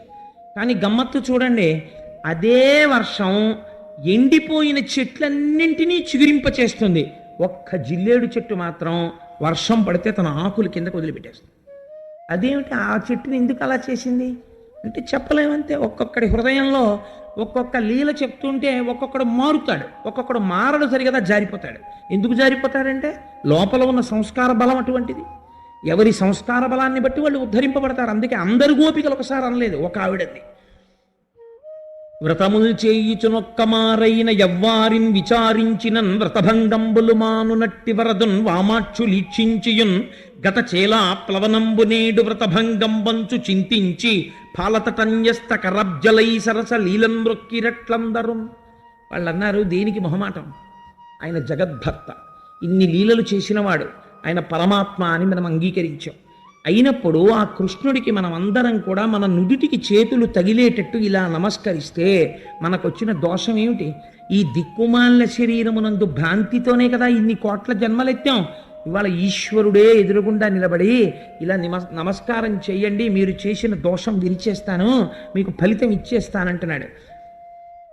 ఫలితం రావడానికి అడ్డంగా ఉన్న దోషం ఈశ్వరుడు చెప్పినా సరే, ఈశ్వరుడు పేరెత్తనంటే, ఆయన చెప్పింది చెయ్యనంటే ఫలితం ఎక్కడి నుంచి వస్తుంది? అందుకని నమస్కరించేద్దాం. అందుక గోపిక. ఈ పద్యం జీవితంలో చాలా జాగ్రత్తగా తెలుసుకోవలసిన పద్యం. మీరు బాగా జ్ఞాపకం పెట్టుకోండి. పోతన గారి వాళ్ళ ఉపదేశం చేస్తున్నారు వ్యాసుల వారు. వ్రతముల్ చేయుచునొక్కమారైన ఎవ్వారిన్ విచారించినన్ వ్రతభంగంబులు మానునట్టి వరదను వామాక్షులిక్షించియున్. మనం ఒక వ్రతం చేస్తాం, ఆ వ్రతం చేసే ముందు ఒక సంకల్పం చెప్తాం. సంకల్పము చెప్పినా అందరికీ ఫలితము ఒకలా రాదు. ఎందుకు రాదు అంటే, ఒక్కొక్కరు అక్కడే కూర్చుంటారు కానీ మనస్సు మీద నియంత్రణ ఉండదు. ఆ మనస్సు ఎక్కడికో పోతుంది. స్మరణ ఈశ్వరుణ్ణి చెయ్యదు, వేరొక వస్తువుని స్మరణ చేస్తూ ఉంటుంది. చేస్తున్నప్పుడు నీకు ఫలితం ఎలా వస్తుంది? దోషం జరుగుతోంది క్రతువులో, ఒక పక్క క్రతువులో దోషం జరిగిపోతోంది, నువ్వు చెయ్యవలసినటువంటి రీతిలో చెయ్యడం లేదు, నువ్వు ఆచమనమే సరిగా చేయట్లేదు, ఆచమనం చేస్తే చప్పుడవకూడదు అంటున్నావు, పోయిందంతే, అక్కడే పోయింది. మొట్టమొదట ఓం అని ఇలా మొదలు పెడుతూనే భంగం అయిపోయింది పూజ. ఇప్పుడు ఈ భంగం అయిపోయినటువంటి పూజకి పరిపూర్తి ఎక్కడి నుంచి వస్తుంది? ఈశ్వరానుగ్రహం ఉంటే నువ్వు తప్పు చేసినా సరే ఈశ్వరుడు వేసేశానులే మార్కులు పోన్లే అని అటు నారదుడి వంక చూస్తూ ఇటు టిక్కు కొట్టేసి 5 మార్కులు వేసేస్తాడు. నా వాడేనాయా అంటాడు. ఆయన అడిగేవాడేవాడు? దూర్జిటట్టాడు కాళహస్తీశ్వర శతకంలో, నేనేమీ చేయలేదు, నిజమే, నేనే ఒప్పుకుంటున్నాను, నేనేమీ చేయలేదు కాబట్టి నువ్వేమీ ఇవ్వనంటే నువ్వెందుకు ఇంకా? ఏమీ చేయలేదని నేను అన్నాను కాబట్టి నువ్వు చాలా చేశావు, మార్కులు వేస్తే నువ్వు పెద్ద మాస్టర్వి, అందుకు నేనేమేం చేయలేదో చెప్తాను, నువ్వు ఇన్ని చేయలేదా అన్నన్ను గట్టెక్కించి. శ్రీశైలేశు భజింతునో యభవు కాంచీనాథు సేవింతునో కాశీవల్లభు కల్వబోధన మహాకాళేశు పూజింతునో నా శీలం బణువైన మేరు అణుచున్ రక్షింపవే నీ కృపా శ్రీ శృంగార విలాసహసములచే శ్రీకాళహస్తీశ్వర అన్నాడు. ఓ పావుకి మోక్షం ఇచ్చావు, సాలెపురికి ఇచ్చావు, ఏనుక్కి ఇచ్చావు. ఇంత జీవితంలో ఎప్పుడూ నేను చిన్న మంచి పనే చేయలేదేంటి? ఎప్పుడో చేసి ఉంటాను, నాకు గుర్తులేదు, నువ్వు వెతుక్కో. వెతుక్కుని శ్రీశైలేషు భజింతునో అని అడక్కు. నువ్వు ఎప్పుడన్నా శ్రీశైలం వెళ్ళావా? మా ఆవిడేమో మా అబ్బాయిని కాపలా పెట్టింది, సాక్షి గణపతి కన్న తల్లివి సద్గుణావతి శాంభవి అని మళ్ళీ పిలిచి దూర్జటి శ్రీశైలం రాలేదు అని ఇలా టింకులు కొట్టడం, ఇలాంటి పనులు చెయ్యొద్దు.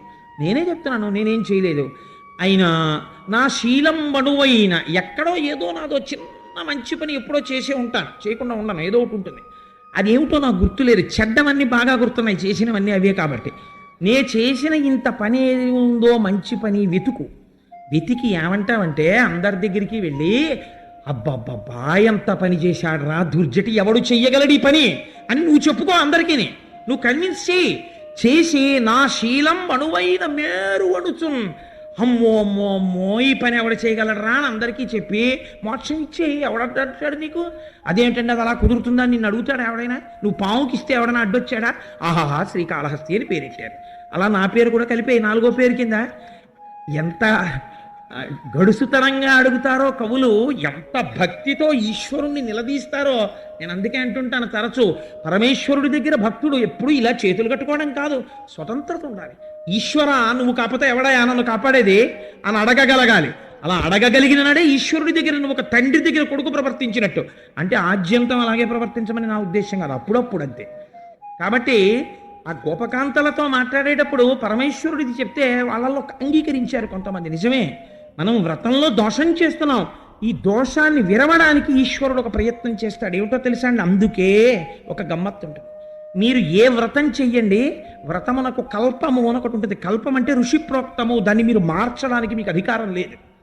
మీరు ఒక సత్యనారాయణ వ్రతం చేస్తున్నారు అనుకోండి, సత్యనారాయణ వ్రతమే చెయ్యాలంటే ఋషులు ఒకటి చెప్తే మీరు ఇంకోటి చేయడానికి వీల్లేదు. ఋషి ఏది చెప్పాడో కల్పం మీరు అదే చెయ్యాలి. అంతేకాని కల్పం మార్చే అధికారం మీకు లేదు. సత్యనారాయణ స్వామి వ్రతం ఇలా చెయ్యి అని స్కాంద పురాణం చెప్పింది అనుకోండి, మీరు అలాగే చెయ్యాలి. అలా కాకుండా ఇంకోలా చేసి దాన్ని సత్యనారాయణ వ్రతం అంటే కుదరదు, దాన్ని ఒప్పుకోదు శాస్త్రం. అది సత్యనారాయణ వ్రతం కాదు. మీరు సత్యనారాయణ వ్రతం చేస్తే సత్యనారాయణ వ్రతంలాగే చెయ్యాలంటే, పురాణం చెప్పినట్టు ఋషి చెప్పినట్టే చెయ్యాలి. కల్పం అంటారు, కల్పం ఎలా చెప్పిందో అలాగే చెయ్యాలి. కాబట్టి ఇప్పుడు వ్రతం చేసేటప్పుడు గమ్మత్తు చేస్తారు. ఏం చేస్తారో తెలుసా అండి? నామాలు పెడతారు. మొన్న భీష్మేకాదశి నాడు సత్యనారాయణ వ్రతం చేసినప్పుడు మీకు జ్ఞాపకం ఉన్నదో లేదో, నామాలు మాత్రం సుబ్రహ్మణ్య శర్మ గారు ఒక్కరూ చెప్పలేదు. కల్పం ఆయన చెప్పారు. ఋషుల్ని అక్కడున్న దేవతల్ని ఆహ్వానించడం, దిక్పాలకులను ఆహ్వానించడం ఆయన చేశారు. నామాలు ఎవరితో చెప్పించారు? మీ అందరితో చెప్పించారు. ఎందుకు చెప్పించారు? ఆ వ్రతం చేసేటప్పుడు ఏదైనా దోషం ఉంటే ఈశ్వరుడు యొక్క నామస్మరణ చేత దోషం విరిగిపోతుంది. నామస్మరణ ధన్యోపాయం నహి పశ్యామో భవతరణే అంటారు. ఆ నామస్మరణ చేత వ్రతమునందు వస్తున్న దోషము పోతుంది. అందుకే 1కి 10 మాటలు, కనీసంలో కనీసం ఓపిక ఉంటే 1000, ఓపిక లేకపోతే 108, అది లేకపోతే 11, అది లేకపోతే 3 సత్యం, అది కూడా ఓపిక లేకపోతే రామ, అగ్నిబీజ అమృత బీజ అనుసంధానం, ఇంకా అది కూడా నేను అనలేనంటే ప్రారంధం. కాబట్టి ఇంత తేలికగా భగవానుడు దాన్ని ఆవిష్కరించాడు. అందుకే నామానికి ఇచ్చిన ప్రాధాన్యం క్రతువుకి ఇవ్వలేదండి పెద్దలు. ఆశ్చర్యం ఏంటంటే, మీరు మహాపురుషులైన వారిని ఎవరినైనా చూడండి, వాళ్ళు ఏమడిగారో తెలుసా అండి? నామమే అడిగారు వాళ్ళందరూ. కారణం ఏమిటి? ఈ రహస్యం ఉంది కాబట్టి. నామము క్రతువునందున్న దోషాన్ని విరుస్తుంది. ఇంకా నామం మీకేం చేయలేదు. అజామీలుడికి ఎవరు తీసుకొచ్చారు? దూతల్ని. నామం తీసుకొచ్చింది. హరుణకు విభీషణునకు అద్రిజకున్ తిరుమంత్రరాజమైకరికి నహల్యకున్ ద్రుపదకంజకు నార్తి హరించు చుట్టమై దరగిన ఎట్టినీపతి తపావన నామము నాదు జిహ్మపై నిరంతరము దటింపచేయుమిక దశరథి కరుణాపయోనిధి అంటాడు రామదాసు గారు దశరథి శతకంలో. పవి పుష్పంబగు అగ్ని మంచగు నాకూపారం భూమిస్థలంబగు శత్రుండతిమిత్రుడు విషము దివ్యాహారమౌనెన్నగా అవనీమండలి లోపలం శివ శివేచ్ఛాభాషణోల్లాసకిన్ శివ నీ నామము సర్వవశ్యకరమౌ శ్రీకాళహస్తీశ్వర అంటాడు దూర్జటి. ఎవరడిగినా నామాన్ని అడిగారు. అందుకని వ్రతముల్ చేయుచునొక్కమారైన యవ్వానిన్ విచారించినన్ వ్రతభంగంబులు మాను నట్టి వరదున్ వామాక్షులిక్షించియున్ గతచేలా ప్లవనంబు నేడు వ్రతభంగం బంచు చింతించి ఫాలతటంజస్తకరబ్జలై సరసలీలన్ మ్రొక్కిరిట్లందరం. అప్పుడు అందరూ కలిసి ఈ నామము చెప్పి ఈశ్వరుడు చెప్పినట్టు చేస్తే మన వ్రతంలో దోషం పోతుంది అని అందరూ కలిసి శిరస్సుకి లలాటమునకు చేతులు తగిలిస్తూ ఒడ్డుకొచ్చి దేహమునందు భ్రాంతి విడిచిపెట్టి కృష్ణ పరమాత్మకి నమస్కరించారు. వెంటనే ఆయన ఎవరి వస్త్రములు వాళ్ళకి ఇచ్చేశాడు.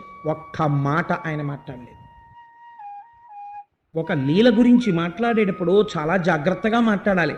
అంతేకాని బట్టలెత్తుకుపోయిన ప్రతి ధూర్తుణ్ణి, ఆడవాళ్ళ వెంటపడే ప్రతి ధూర్తుణ్ణి వస్త్రాపహరణ ఘట్టం అంటే 2 పాపాలు అంటుకుంటాయి.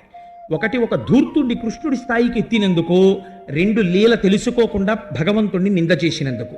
ఎలా పడితే అలా పదప్రయోగం చెయ్యకూడదు. అందులో వాళ్ళు చెప్పిన పరమార్థాన్ని గ్రహించే ప్రయత్నం చెయ్యాలి.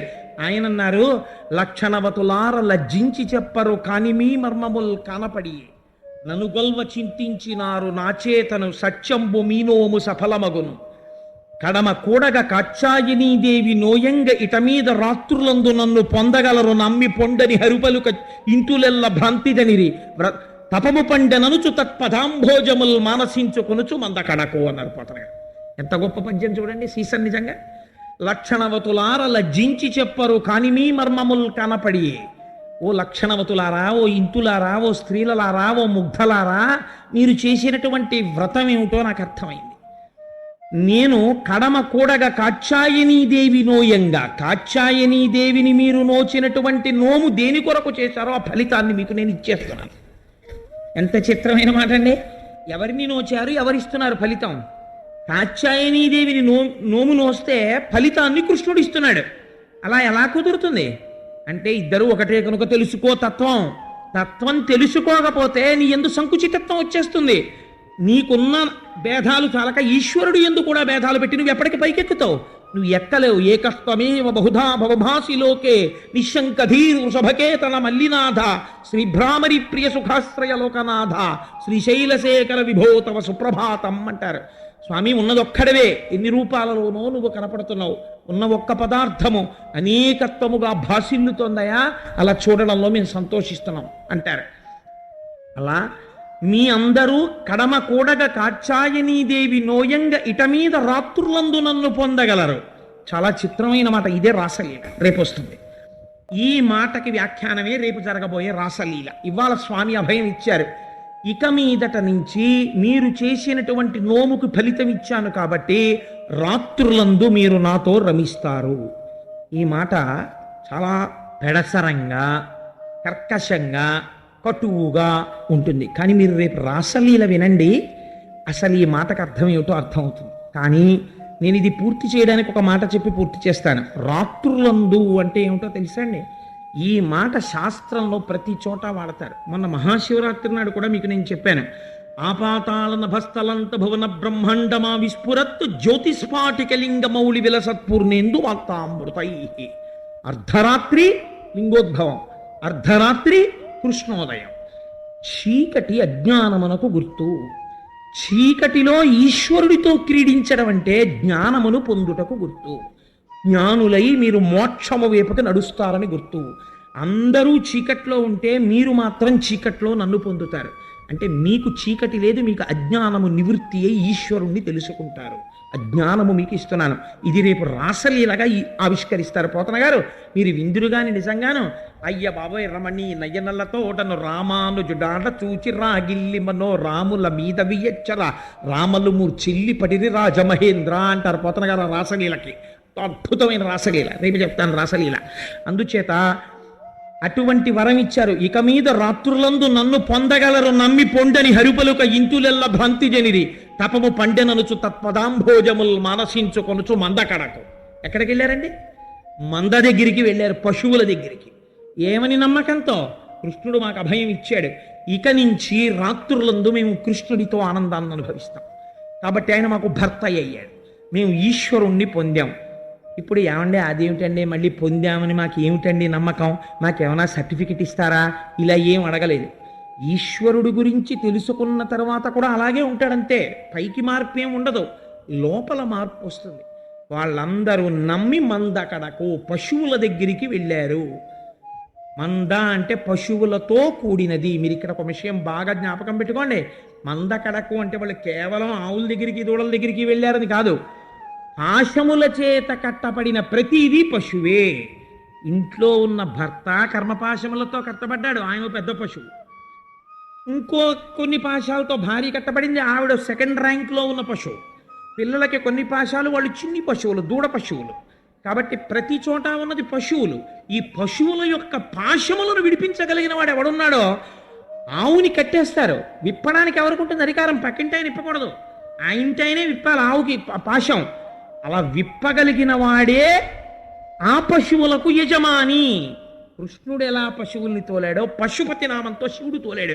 అందుకే వందే శంభుముమాపతిం సురగురుం వందే జగత్కారణం వందే పన్నగభూషణం మృగధరం వందే పశూనాం పతిం. ఆయనకి పశుపతిని పేరు, ఈయనకి పశుపతి అని పేరు. ఎంత చిత్రం చూడండి. ఆయనకి శర్వుడని పేరు, ఈయనకి విష్ణు సహస్రనామ స్తోత్రంలో సర్వ సర్వ శివస్థాణు భూతాదిర్నిధిరవ్యయ అని ఈయనకి పేరు. కాబట్టి ఇప్పుడు ఏం చేస్తాను, మీరు మందకడకు పశువులలో ఉంటారు, పశువులతో కలిసి, కానీ పాశములు విడినటువంటి వారు మీరు. కాబట్టి ఇప్పుడు మీరెవరు? మీరు నందీశ్వరులై ఉన్నారు.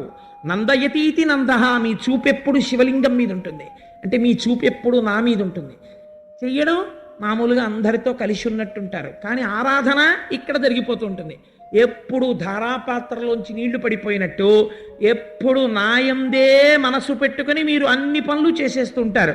కాబట్టి నిరంతర భక్తి చేత జ్ఞానమును పొంది పునరావృత్తి రహిత శాశ్వత శివ లేదా కృష్ణ సాయుధ్యమును పొందుతారు. నామం ఏదైనా ఫలితం ఒక్కటే అని ఆ కాత్యాయని గోపికావస్త్రాపహార ఘట్టంలో, కాత్యాయని వ్రత ఘట్టంలో ఇన్ని రహస్యాల్ని చొప్పించి కృష్ణ పరమాత్మ చేసినటువంటి మహోత్కృష్టమైనటువంటి లీల ఆ కాత్యాయని వ్రతం అనబడేటటువంటి లీల.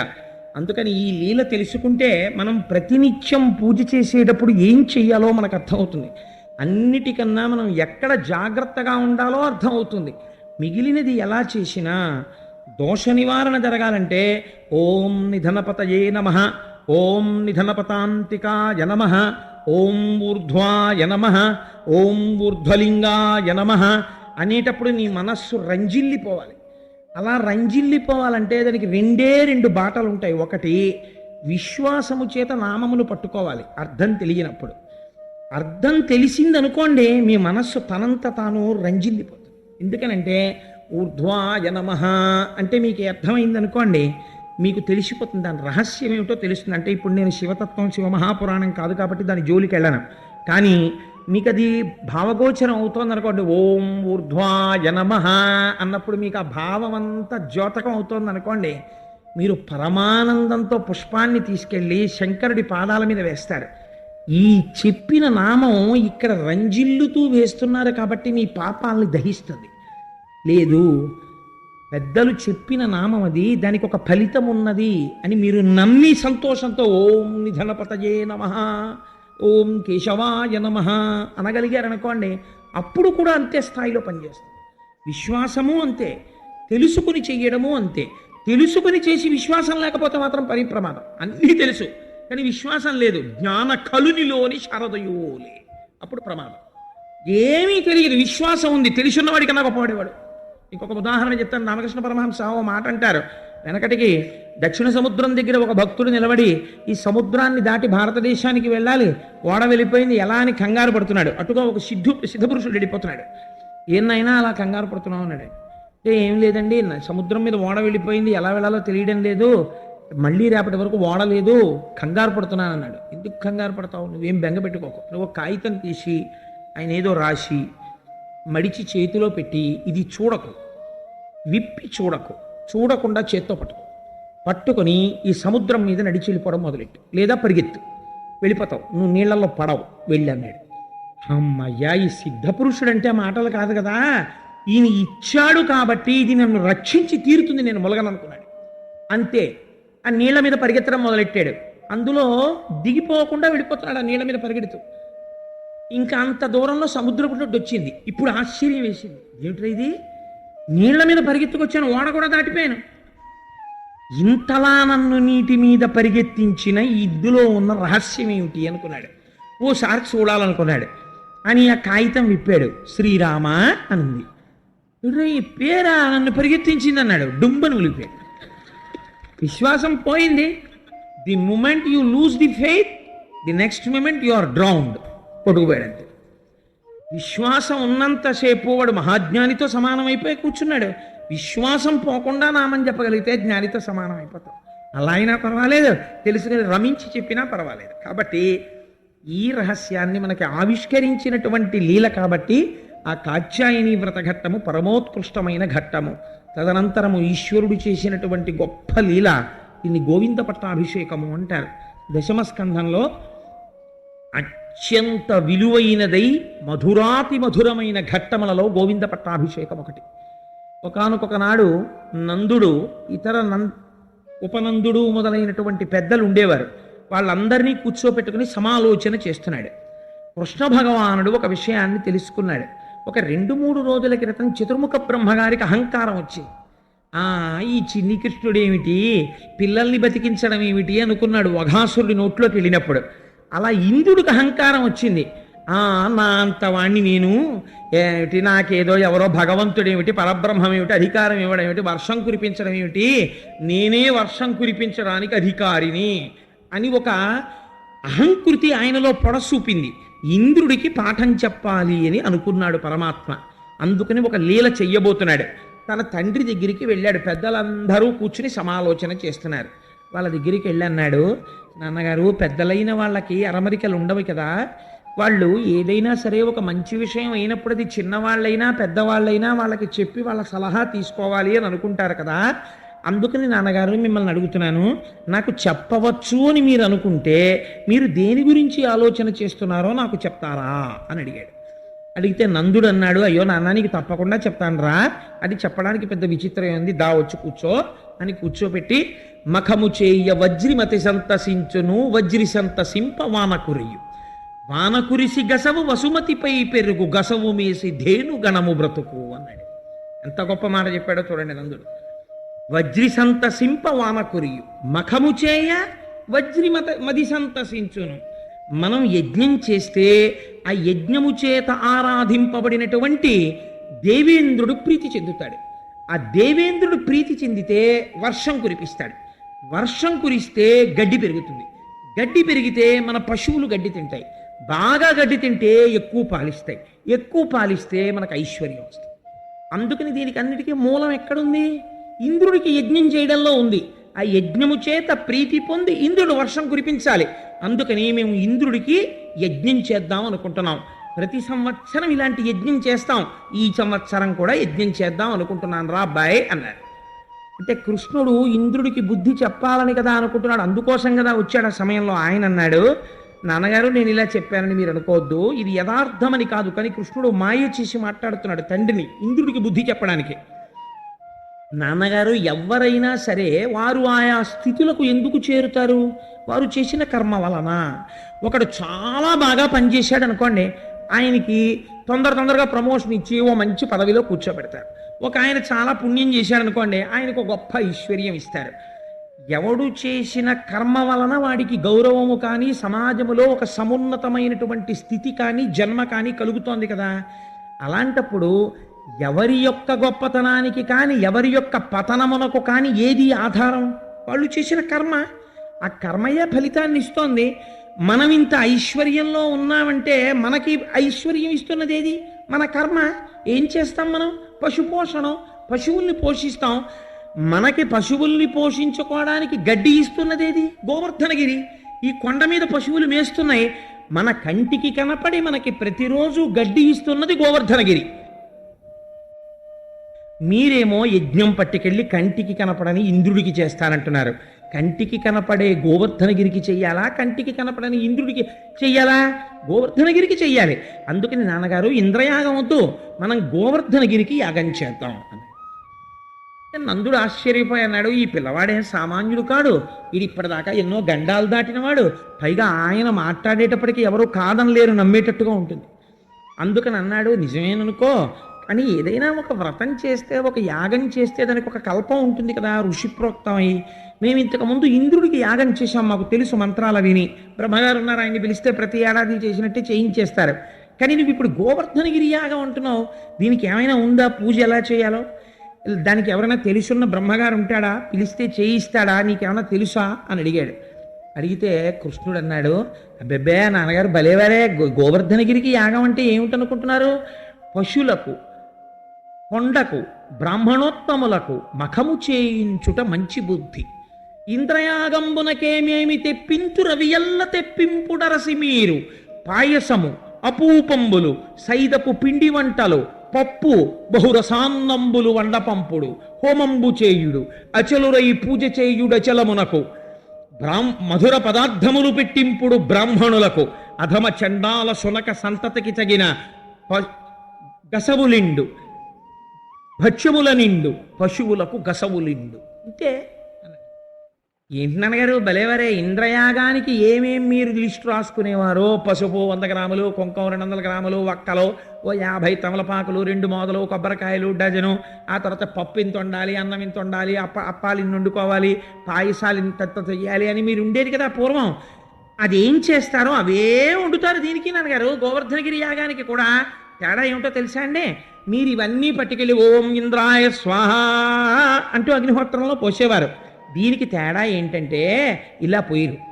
ఇవన్నీ తీసుకొచ్చి బ్రాహ్మణుల్ని కూర్చోబెట్టి ముందు వాళ్ళందరికీ మధుర పదార్థాలు పెడతారు, వాళ్ళు తింటారు. తిన్న తర్వాత బ్రాహ్మణోచ్ఛిష్టం అవుతుంది మిగిలిన పదార్థం, అది మనని రక్షిస్తుంది. అందుకని ఆ మిగిలిన పదార్థాన్ని అందరం కూర్చుంటాం, మనందరం అరమెక్కడ లేకుండా తినేస్తాం. ఆ తర్వాత కుక్కలు ఇలాంటివి ఉంటాయి, వాటన్నిటినీ కూడా పిలిచి పిలిచి ఎక్కడున్నా సరే వాటికి కూడా పెడతాం.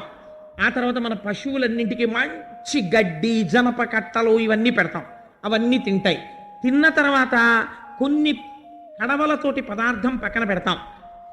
పిల్ల పిచుక మేక కుక్క గోపకాంతలు గోపాలురు గోపబాలురు నేను మీరు అని ఏమీ చూసుకోకుండా లేగదూడలతో సహా అందరం గోవర్ధనగిరికి ప్రదక్షిణం చేస్తాం చక్కగాను.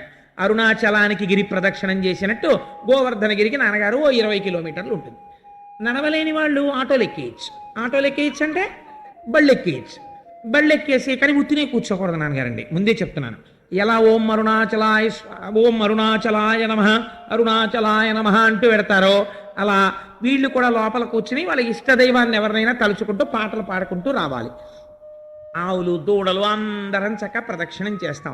ఆఖరణ బయలుదేరే ముందు ఈ పదార్థాలన్నీ పట్టుకెళ్ళి గోవర్ధనగిరి మీద పోసేస్తాం. మీకు నేను నిజం చెప్తున్నాను నాన్నగారండి, మీరు అలా పోసి ప్రదక్షిణం చెయ్యండి. గోవర్ధనగిరిలోంచి గోవర్ధన పురుషుడు వస్తాడు, వచ్చి మీరందరూ చూస్తుండగా తింటాడు. మనం ఆయన్ని చూస్తూ ప్రదక్షిణం చేస్తాం. బాగుందా లేదా అన్నాడు. అమ్మో ఇదేదో చాలా బాగుందిరా, అయితే అలా చేద్దామన్నారు అందరం. అంతే మర్నాడు వండేశారు. చెప్పేశాడు కదా లిస్ట్ అంతా. ఇంద్రయాగంబునకేమేమి తెప్పింతు రవియల్ల తెప్పింపుడరసి మీరు పాయసము అపూపంబులు సైదపు పిండి వంటలు పప్పు బహురసాన్నంబులు వండింపుడు ఇవన్నీ వండించేశారు. కడవలు శుభ్రంగా కూర్చోబెట్టారు. అందరూ తినేశారు. పశువులకి గడ్డి పెట్టేశారు. ఈ కడవలు తీసుకెళ్లారు. కొన్నింటిని తీసుకెళ్లి గోవర్ధనగిరి మీద వంపేశారు. వంపేసి కిందకొచ్చారు. చెప్పాడు కదా ప్రదక్షిణం చేయమని. అందుకని పాటించి గాన విద్య పాఠంబున తేటు లెక్కి బహుతానములన్ పాటల గంధులు కృష్ణుని పాటలు పాడిరి విరోధి పాటనుడనుచున్. ఇష్టదేవతానామస్మరణ చేసుకుంటూ వెళ్ళమన్నారు కదా, వాళ్ళకి ఇష్టదేవతానామస్మరణం అంటే ఏమిటో తెలుసా అండి? ఓ గమ్మత్తు ఉంటుంది. మీరు ఏ స్వరూపాన్ని పూజ చేస్తున్నా మీ మనస్సు దేని మీదకి ఇష్టమో దాని మీదకి వెళ్ళిపోతుంటుంది. వెళ్ళిపోతూ ఆ చూస్తున్న స్వరూపంలో మీ ఇష్టదేవతని చూసుకుంటారు. అలా చూసుకోవడం నిజమైనటువంటి పరిణితి పొందడం. ఆ స్థాయి అందరికీ రాదు. అలా రావాలంటే దానికి ఒక గొప్ప స్థితిని పొందాలి. అలా పొందినవాడు మాత్రమే అలా చూడగలుగుతాడు. వారు ఒకసారి వెంకటాచలం వెళ్ళారు. వెడితే చంద్రశేఖర పరమాచార్య స్వామిని అక్కడ ఉన్నటువంటి వాళ్ళందరూ నమస్కారం చేసి కూర్చోపెట్టి, అయ్యా మీరు మహానుపురుషులు వచ్చారు, ఏదైనా అనుగ్రహ భాషణం చేయండి అన్నారు. అంటే వారు అన్నారు, ప్రపంచమునందు 2 తిరుమలలు ఉన్నాయన్నారు. అంటే కూర్చున్న వాళ్ళలో సగం మంది వెనక్కి పడిపోయారు. ఇదేంటి 2 తిరుమలలు ఉండడం, ఒకటే కదా తిరుమల మనకి తెలిసి. 2 తిరుమలలు ఉన్నాయంటారు ఏంటినా? లేదా 2 శ్రీశైలములు ఉన్నాయన్నారు. రెండో మాటకు మరీ పడిపోయారు. ఒకటే శ్రీశైలం ఉంది, 2 తిరుమలలు లేవు, 2 శ్రీశైలాలు లేవు అన్నారు. అంటే ఆయన అన్నారు, ఒకటి కింద తిరుమల, ఒకటి పైన తిరుమల, లేదా ఒకటి పైన శ్రీశైలం, ఒకటి కింద శ్రీశైలం అన్నారు. అదేమిటని మీరు అనుకుంటున్నారా? నేను చెప్తాను వినండి. తిరు అంటే ఏమిటి? తమిళంలో గౌరవవాచకం. శ్రీ తిరు రామచంద్రన్, తిరు కోటేశ్వరరావు అంటారు. తిరు అంటే శ్రీ, మలై శైలము, తిరుమలై శ్రీశైలము, అక్కడ ఉన్నది శ్రీశైలము. అక్కడ శ్రీశైలవాసి, ఇక్కడ శ్రీశైలవాసి. అలాగే ఇక్కడ తిరుమలవాసి, అక్కడ తిరుమలవాసి. ఇక్కడ కరచరణాదులతో ఉన్నాడు, అక్కడ కరచరణాదులు లేని అరూపరూపి అయి ఉన్నాడు. ఇక్కడ ఎవరిని పట్టుకున్నావో అక్కడ వాణ్ణే పట్టుకుంటున్నావు. ఇక్కడ ఇలా చూసి ఆనందిస్తావు, అక్కడ అలా చూసి ఆనందిస్తావు. ఉన్నతత్వం ఒక్కటే. ఎంత ఆశ్చర్యకరమైన మాట అండి నిజంగా. ఎంతమంది అనగలరా మాట? ఆ మాట అనడానికి ఎంత సంస్కార బలం ఉండాలి, ఎంత అర్థం చేసుకోవాలి. నిజంగా వ్యాసుడు వరాహపురాణంలో అలాగే అన్నాడు. శ్రీశైలే పూరయిష్యామి కించిత్తాలాదనంతరం అన్నారు వెంకటేశ్వర స్వామి వారు.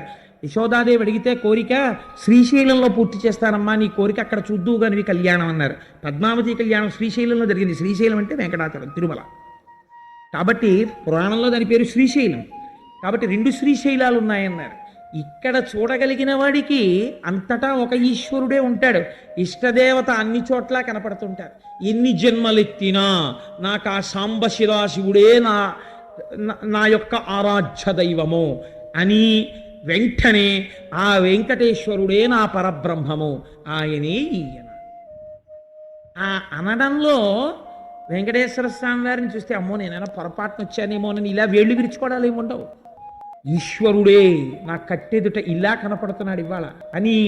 కట్టెదుట కాణాచి అయిన కొండ, ఆ తిరుమల కొండ అని అన్నమాచార్యుల వారు పిలిచినట్టు పొంగిపోయారు. ఆ పొంగు అంతటా ఈశ్వరుణ్ణి చూడటంలో రావాలి, లేకపోతే రుద్రాధ్యాయం ఎన్నాళ్ళు చేస్తే నీకు పనికొస్తుంది. నీకు వెంకటేశ్వర స్వామిలోనే శివుడు కనపడకపోతే నమ్మ చోరాయిచాని దొంగలో నీకు శివుడు కనపడతాడా? ఒక్కనాటికి కనపడ్డు. నువ్వు బతికున్నన్నాళ్ళు నువ్వు శివాభిషేకం చేసినా నీకు ఎప్పటికీ నువ్వు శివభక్తుడవు కాలేవు. నీకు ఈశ్వరుడి రూపాల్లోనే ఏకత్వం కనపడలేదు, నీకు రుద్రాధ్యాయంతో శివుడు కనపడ్డా? పచ్చబద్ధం. నీకు శివుడి యందు వెంకటేశ్వరుడు కనపడలేదు, నువ్వు సర్వశివస్థాను భూతాదిర్నిధిరవ్యయ అని విష్ణు సహస్రం చెప్తావా? నువ్వు ఒక్కనాటికి విష్ణు భక్తుడివి కాలేవు. ఇద్దరు ఒకటే అన్ననాడు నువ్వు నిజంగా భక్తుడివి కాగలిగావు, ఇటైనా అటైనా. ఈ స్థితిని చూపిస్తున్నారు చూడండి. ఆయన ఇష్టదైవం వైపుగా వాళ్ళ మనస్సు మళ్ళింది. కృష్ణుడు వాళ్ళ ఇష్టదైవము, వాళ్ళకి తెలియక్కర్లేదు దైవమని. కామోత్కంఠత గోపికల్ భయమునన్ కంసుండు వైరక్రియా సామగ్రించి చుపాల ముఖ్య నృపతుల్ సంబంధులై వృష్ణులున్ ప్రేమన్ మీరలు భక్తి మేము ఇది చక్రం గంటిమి ఎట్లైన నుద్ధా మధ్యానగరిష్ఠులైన హరిచందన్ వస్తు ధాత్రీశ్వర తరచు చెప్తుంటాను కదా నారదుడి. అందుచేత వాళ్ళ మనస్సు కృష్ణుడి మీద వెళ్ళిపోతుంటుంది. అందుకని పాటించి గాన విద్య పాటవమున తేటు లెక్కి బహతాన ములన్ పాటల గంధులు కృష్ణుని పాటలు పాడిరి విరోధి పాటనుడనుచున్. ఎంతమంది శత్రువులు వచ్చినా మా చిన్ని కృష్ణుడు చంపేశాడు, మా కృష్ణుడే కృష్ణుడు అని వాళ్ళందరూ ఆ కృష్ణుని లీలలన్నీ తలుచుకుంటూ పెడుతున్నారు. కన్నులు తెరువని కడు చిన్ని పాపడై దానవి చను బాలు తావి చంపే 3వ నెల నాడు ముద్దుల కుర్రడై కోపించి శకటంబు కుల దోసే ఏడాది కుర్రడై ఎగతి తృణావర్తు మెడపట్టుకొని చీరి మృతుని చేసే తల్లి వెన్నరకులై తనలోల కట్టంగ కుర్రడై మద్దుల కుల ద్రోసే పశుల గ్రేపుల కాచుచు బకుని చీరే వెలగ తోడుట దైత్యుని వేసి గడపే బలిమి అయి ఖర రాక్షసు సంహరించే అని ఆ కృష్ణ పరమాత్మ యొక్క లీలలన్నీ తలుచుకుంటున్నారు. కన్నులు తెరువని కడు చిన్ని పాపడై దానవి చనుబాలు త్రవి చంపే. మా చిన్ని కృష్ణుడు ఇంకా కన్ను కూడా తెరవనటువంటి స్థితిలో ఆ పూతన పాలు తాగి పూతనని సంహరించాడు. శకటాసురుణ్ణి సంహరించాడు. మంచం మీద పడుకుని కాలుతో తన్ని. ఏడాది కుర్రడిగా ఉండగా తృణావర్తుణ్ణి చంపాడు మెడపట్టుకొని.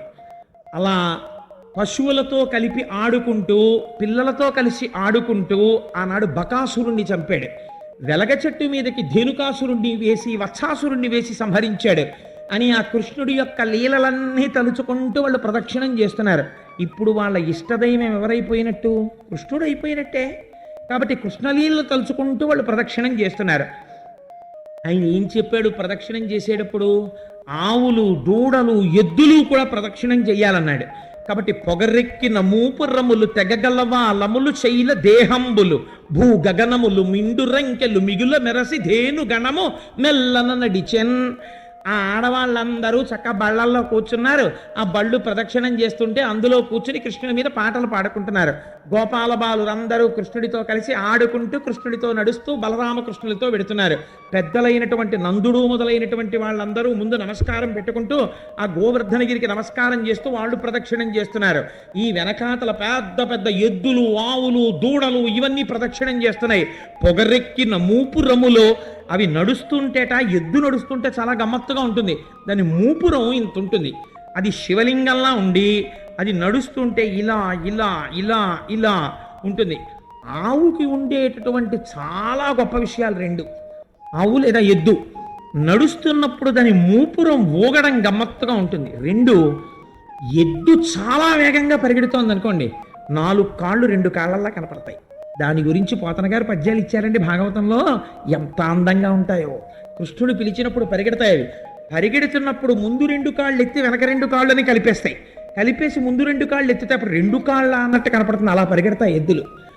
అలా ఇవన్నీ భూ గగనములు నిండు రంకెలు అవి ఇలా మోరలెత్తి అంబా నరుస్తుంటే భూగగనములు బద్దలైపోతున్నాయిట. అలా రంకెలేస్తూ మిగుల మెరసి ధేను గణము మెల్లన నడిచెన్. చక్కగా ఈ ఆవులు, దూడలు అన్ని మెల్లగా నడుస్తూ గడ్డి తింటూ ఆనందంగా అన్ని అరుణాచలానికి ప్రదక్షిణం చేసినట్టు గోవర్ధనగిరికి ప్రదక్షిణం చేస్తున్నాయి. చేస్తుంటే కృష్ణుడు ఏం చేశాడు? కృష్ణుడు గోపాల బాలురలో ఒకడిగా ప్రదక్షిణం చేస్తున్నాడు. కానీ గోవర్ధనగిరి మీద ఉన్నటువంటి గోవర్ధనగిరిగా కనబడుతున్నాడు. తనే ఒక పురుషాకృతిని దాల్చాడు. దాల్చి వీళ్ళు పెట్టిన పదార్థాలన్నీ తానే తినేస్తున్నాడు. అక్కడ చూస్తే గోవర్ధనగిరిగా ఉన్నాడు, ఇక్కడ చూస్తే పిల్లవాడిగా ఉన్నాడు. వీళ్ళందరినీ పిలిచాడు. నాన్నగారండి నాన్నగారండి నాన్నగారండి ఇలా రండి అన్నాడు. అందరూ వచ్చారు. ఒరే అందరూ ఇలా రండి అన్నాడు. చూశారా, నేను చెప్పానా లేదా? వినుడి శైలము కామరూపి మనలన్ మన్నించు కలులన్ భంజించు ఆజ్యాన్నముల్ మనమిప్పించిన ఆహరించు.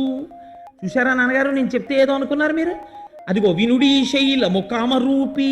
ఈ కొండ తలుచుకుంటే మనిషిగా మారుతుంది. చూశారా ఎలా తినేస్తోందో? ఆజ్యాన్నముల్ మనమిప్పించిన ఆహరించు. మన నేతన్నం అక్కడ పెడితే చక్కగా తింటోంది. కలులన్ భంజించు. మన శత్రువులు ఎవరైనా ఉంటే వాళ్ళని అణిచేస్తుంది అని చిత్తంబులో ననుకంపాతిశయంబు చేసమనపై నంచున్ సగోపాలుండై వనజక్షుండు నమస్కరించ గిరికిన్ వందారు మందారుడై. ఈ పిల్లలందరితో కలిసి తానే పిల్లవాడిగా ఉండి తింటున్నాడు, తానే పిల్లవాడిగా ఉండి ప్రదక్షిణం చేస్తూ నమస్కారం చేస్తున్నాడు. తాను చేసిన నమస్కారం తానే పుచ్చుకుంటున్నాడు. ఒకడే ఇన్నిగా ఉన్నాడు, ఉండి ప్రదక్షిణం చేస్తున్నాడు. ఇవన్నీ జరుగుతుంటే ప్రదక్షిణం, ఈ పిల్లలు, ఈ అల్లరి ఇంతకు ముందు అన్నాడు వాళ్ళు యాగం చేస్తున్నప్పుడు ఎదురుగుండా వచ్చి హవిస్సులు స్వీకరించిన వాడిని వాళ్ళు చూడలేదు. ఇవాళ చేస్తున్న యాగర్థం గోవర్ధనగిరి తింటుండడం వాళ్ళు చూశారు. చూసి పొంగిపోయారు. ఏం ఆశ్చర్యం రా, నిజమే మన చిన్ని కృష్ణుడు చెప్పింది. అదిగో చూసావా ఎలా తింటోందో గోవర్ధనగిరి అనుకున్నారు. అనుకుని అందరూ శభాష్, కృష్ణుడు చెప్పిందని గోవర్ధనగిరికి జై అంటున్నారు, తిరుగుతున్నారు. ఈ చప్పుళ్ళు ఇంద్రుడికి వినపడ్డాయి. ఏమిట్రా ఈ అల్లరంతా, ఏం జరుగుతోందిరా బృందావనంలో అన్నాడు. అంటే భటులు అన్నారు, అయ్యా మీరు కోపం తెచ్చుకోనంటే ఒక మాట, ప్రతి ఏడాది మీకు వాళ్ళు ఒక పెద్ద యాగం చేస్తుంటారు కదా వానలు పడాలని. ఈ ఏడాది నుంచి వాళ్ళు మార్చేశారు ఆ వ్రతం, మీకు చెయ్యట్లేదు. వాళ్ళందరూ గోవర్ధనగిరికి చేస్తున్నారు. ఎందుకు చేస్తున్నారో తెలుసా? వాళ్ళకి ఆ గోవర్ధనగిరే పశువులు తినడానికి కావలసినటువంటి గడ్డి ఇస్తోందిట. అందుకని చెప్పి వాళ్ళు గోవర్ధనగిరికే యాగం చేస్తున్నారు. అంటే ఆయనకి ఎక్కడలేని కోపం వచ్చింది. పెరుగుల్ నేతులు త్రావి క్రొవ్వి భువి నాభీరుల్ మదాభీరులై గిరి సంఘాత కఠోర పత్ర దళన క్రీడా సమారంభ దుర్భర దంబోళి ధరున్ పురంధరు ననున్ పాటించి పూజింపక గిరికిన్ పూజలు చేసిపోయినదిపో కృష్ణుండు ప్రేరేపగన్ అన్నాడు. ఎవర్రా చెప్పినవాడు నాకు యాగం చెయ్యొద్దని? నన్ను సామాన్యుడు అనుకుంటున్నారు. నేను పెరుగుల్ నేతులు త్రావి క్రొవ్వి, గోపాల బాలుడు కదా, వాళ్ళు పెరుగు తాగుతారు, నెయ్యి తాగుతారు. వీళ్ళకి ఒళ్ళు కొవ్వు పట్టిందిరా అన్నాడు. వీళ్ళు పెరుగు తాగారు, నెయ్యి తాగారు, తాగి ఒళ్ళు కొవ్వింది. కొవ్వి పెరుగుల్ నేతులు త్రావి క్రొవ్వి భువి నాభీరుల్ మదాభీరులై. వీళ్ళకి మదంతో కండకావరంతో తెలియడం లేదు. నేను గిరి సంఘాత కఠోర పత్రదలన క్రీడా సమారంభ దుర్భరిదంబోళి ధరున్. నేను ఒకనాడు పర్వతాలకుండేటటువంటి రెక్కల్ని నా వజ్రాయుధంతో తెగనరికాను. అటువంటి వజ్రాయుధాన్ని ఆయుధంగా కలిగినటువంటి వాడిని పురంధరునను, నన్ను పురంధరుడని పిలుస్తారు. అటువంటి ననున్ పూజింపక గిరికిన్ పూజలు చేసిపోయరిదిపో కృష్ణుండు ప్రేరేపగన్. కృష్ణుడు చెప్పడం వీళ్ళు వినడం. ఆయన ఋష, ఆయన దేవుడా, ఆయనకి ఏం తెలుసురా? ఆ పిల్లాడు చెప్పడం ఏమిటి, వీళ్ళు చేయడం ఏంటి? వీళ్ళకి బుద్ధి ఉండక్కర్లా? వీళ్ళ సంగతి చెప్తాను చూడండి అన్నాడు. ఉజ్జత్ సంపదనమ్మినంత తన యోజోగంబునన్ వెర్రులై మధ్యాగంబు విసర్జనీయమని రీమర్చుల్ వడిన్నీరు మీ విద్యుద్వల్లులు గప్పి తాడనములన్ వేధించి గోవుల్ జనుల్ సద్యో మృత్యువు చందరాల్ కుర్యుడి శౌర్యంబవార్యంబుగన్ అన్నాడు. ఆ మేఘమండలాన్ని తట్టి పిలిచాడు. ఆయన వర్షానికి అధికారి. వీళ్ళు ఉజ్జత్ సంపద నమ్మి, నేను వర్షం కురిస్తే వచ్చినటువంటి ఐశ్వర్యంతో మదంతో నన్ను మరిచిపోయారు. కాబట్టి మీరు ఏం చేస్తారో తెలుసా? ఇప్పుడు వెంటనే బయలుదేరి వెళ్ళండి. వెళ్ళి బృందావనం అంతా చీకటైపోయేటట్టుగా కమ్మేయండి, పిడుగులు కురిసేసేయండి, మెరుపులు కురిసేసేయండి. ఎలా చచ్చిపోవాలో తెలుసా? బృందావనంలో ఉన్నవాళ్ళు ఇవాళ ఇంద్రుడికి ఎంత అహంకారం వచ్చిందో చూడండి. తన నోటి వెంట రాకూడని మాటలు వస్తున్నాయి. గోవుల్ జనుల్, గోవులు చచ్చిపోవాలి, జనులు చచ్చిపోవాలి. ఎలా? పిడుగుల దెబ్బకి ఎక్కడ వాళ్ళు అక్కడ పడిపోవాలి, మెరుపుల దెబ్బకి ఎక్కడ వాళ్ళు అక్కడ పడిపోవాలి.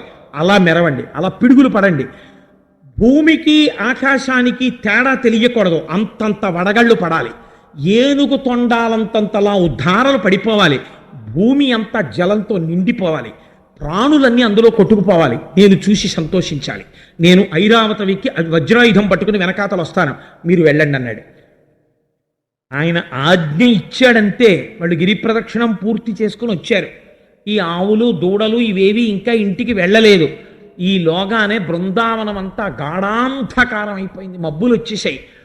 ఇతపూర్వం ఎన్నడూ విననటువంటి రీతిలో అదే పనిగా పిడుగులు పడిపోతున్నాయి. ఆకాశం అంతా మెరుపులు. ఆ మెరుపులలోంచి వచ్చేటటువంటి కాంతి తట్టుకోలేక ఆవులు ఎద్దులు దూడలు పడేటటువంటి బాధ ఏ రోజున తెలుస్తుందో తెలుసా అండి? దీపావళి నాడు కనపడుతుంది. పాపం వాటికి అలవాటు ఉండదు, ఆయన చిచ్చుబుడ్డి ఎడతాడు. ఆ చిచ్చుబుడ్డి కాంతి చూసి అది భయపడిపోయి తన మెడకి తానే ఉరేసుకున్నట్టుగా ఆ కట్టుకొయ్యకి ఇలా విడిపోయి నిలబడిపోతుంది. భయంతో అరిచేస్తుంటుంది, పేడేసేస్తుంది, మూత్ర విసర్జన చేసేస్తూ ఉంటుంది, గిరగిర తిరిగేస్తూ ఉంటుంది. ఆ ధనులకి తట్టుకోలేదు, భయపడిపోతుంది. దీపావళి సామానుకే తట్టుకోలేని ఆవులు దూడలు ఎద్దులు దేవేంద్రుడు కురిపిస్తున్నటువంటి పిడుగుల ధని, మెరుపుల యొక్క మెరుపులు, పూర్ణ వర్షధారలు.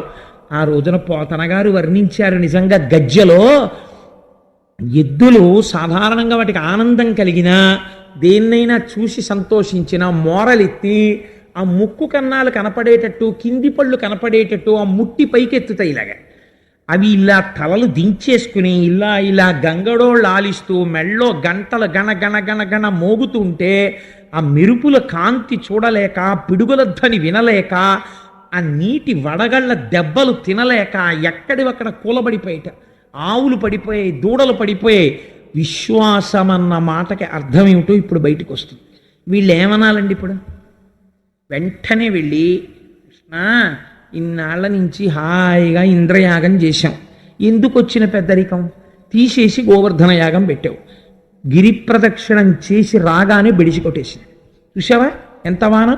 ఇంతకుముందు ఎప్పుడు ఈ వాన తెలియదు, ఇలాంటి వాన పడుతోంది, ఈ యాగం వల్లే కదా అనాలి. వాళ్ళు అలా అనలేదు. వాళ్ళకి భగవంతుడి మీద ఉన్న నమ్మకం అది. కష్టం వస్తే భగవంతుడిని వదిలేయడమును, సుఖం వస్తే భగవంతుడిని పట్టుకోవడం కాదు. తెలిసి తెలియని మాటలు ఒకటి అంటుంటారు. ఏదైనా తేడా వచ్చిందనుకోండి, ముందు ఎవరి యొక్క చూపిస్తారంటే, ఏమన్నా భగవంతుడికి మా మీద కోపం వచ్చిందంటారా అంటాడు. కోపం ఎందుకు వస్తుందండి? నువ్వు కోపం వచ్చేలా ప్రవర్తిస్తే వస్తుంది. అలా ఉండకూడదు. భక్తి అనేటటువంటిది కష్టంలో సుఖంలో ఒకలా ఉండాలి. కాబట్టి వీళ్ళంటారు, వెళ్ళి ఈశ్వర ఈ ఉరుములు ఈ మెరుపులు ఈ యశనుల ఘోషములను ఈ జలధారల్ నియాన మున్నిరుంగము కుయ్యాళింపగదయ్య గుణరత్ననిధి అన్నారు. ఈశ్వర కృష్ణ, ఇంతకుముందు ఎప్పుడూ మేము ఇటువంటి వర్షం చూడలేదు, ఇటువంటి మెరుపులు చూడలేదు, ఇటువంటి పిడుగులు చూడలేదు. ఏమిటి వాన, ఏమిటి ఉరుములు, ఏమిటి మెరుపులు, ఏమిటి పిడుగులు? చాలా భయం వేస్తోంది. ఆవులు ఎద్దులు దూడలు ఇప్పటికే ఎన్నో మరణించాయి. కృష్ణ నువ్వు రక్షించు, మిగిలిన ప్రాణులన్నీ కూడా మరణించకముందే కాపాడు అన్నారు. మరణావస్థలో కొట్టుకుంటున్నాయి ఆవులు దూడలు అన్నీ. వెంటనే ఒక క్షణం ఆలోచించలేదుటండి పరమాత్మ. ఏమండి మీ అందరికీ ఇలాగే నేను తడిసిపోతున్నాను కదా, నేను మాత్రం ఎలా రక్షిస్తాను అని ఆయన అడగలేదుట. ఇది భగవంతుని యొక్క కార్యం అంటే. ఈశ్వరుడు రక్షించగలడు. ఇది ఆయన సంపాదించుకున్న నామం.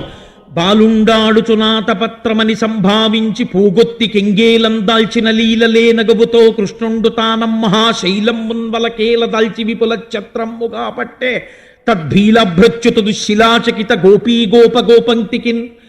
ఆడుకుంటున్న పిల్లాడు అలా పరిగెత్తుకుంటూ వెళ్ళిపోతూ అక్కడ ఉన్నటువంటి లిల్లీ మొక్కకున్నటువంటి పువ్వుని హేళగా తుంపేసినట్టు అందరూ వచ్చి, కృష్ణ ఏమిటి ఈ ఉరుములు, ఈ మెరుపులు, ఈ పిడుగులు, ఈ యశనులు, ఈ జలధారలు, నీయాన మున్నెరుంగము కుయ్యాళింపక దయ్యగుణరత్ననిధి అని అడగగానే అక్కడ ఉన్నటువంటి గోవర్ధన పర్వతాన్ని అమాంతం పైకెత్తేట. పైకెత్తి తన చిటికిన వేలి మీద పట్టుకున్నాడు.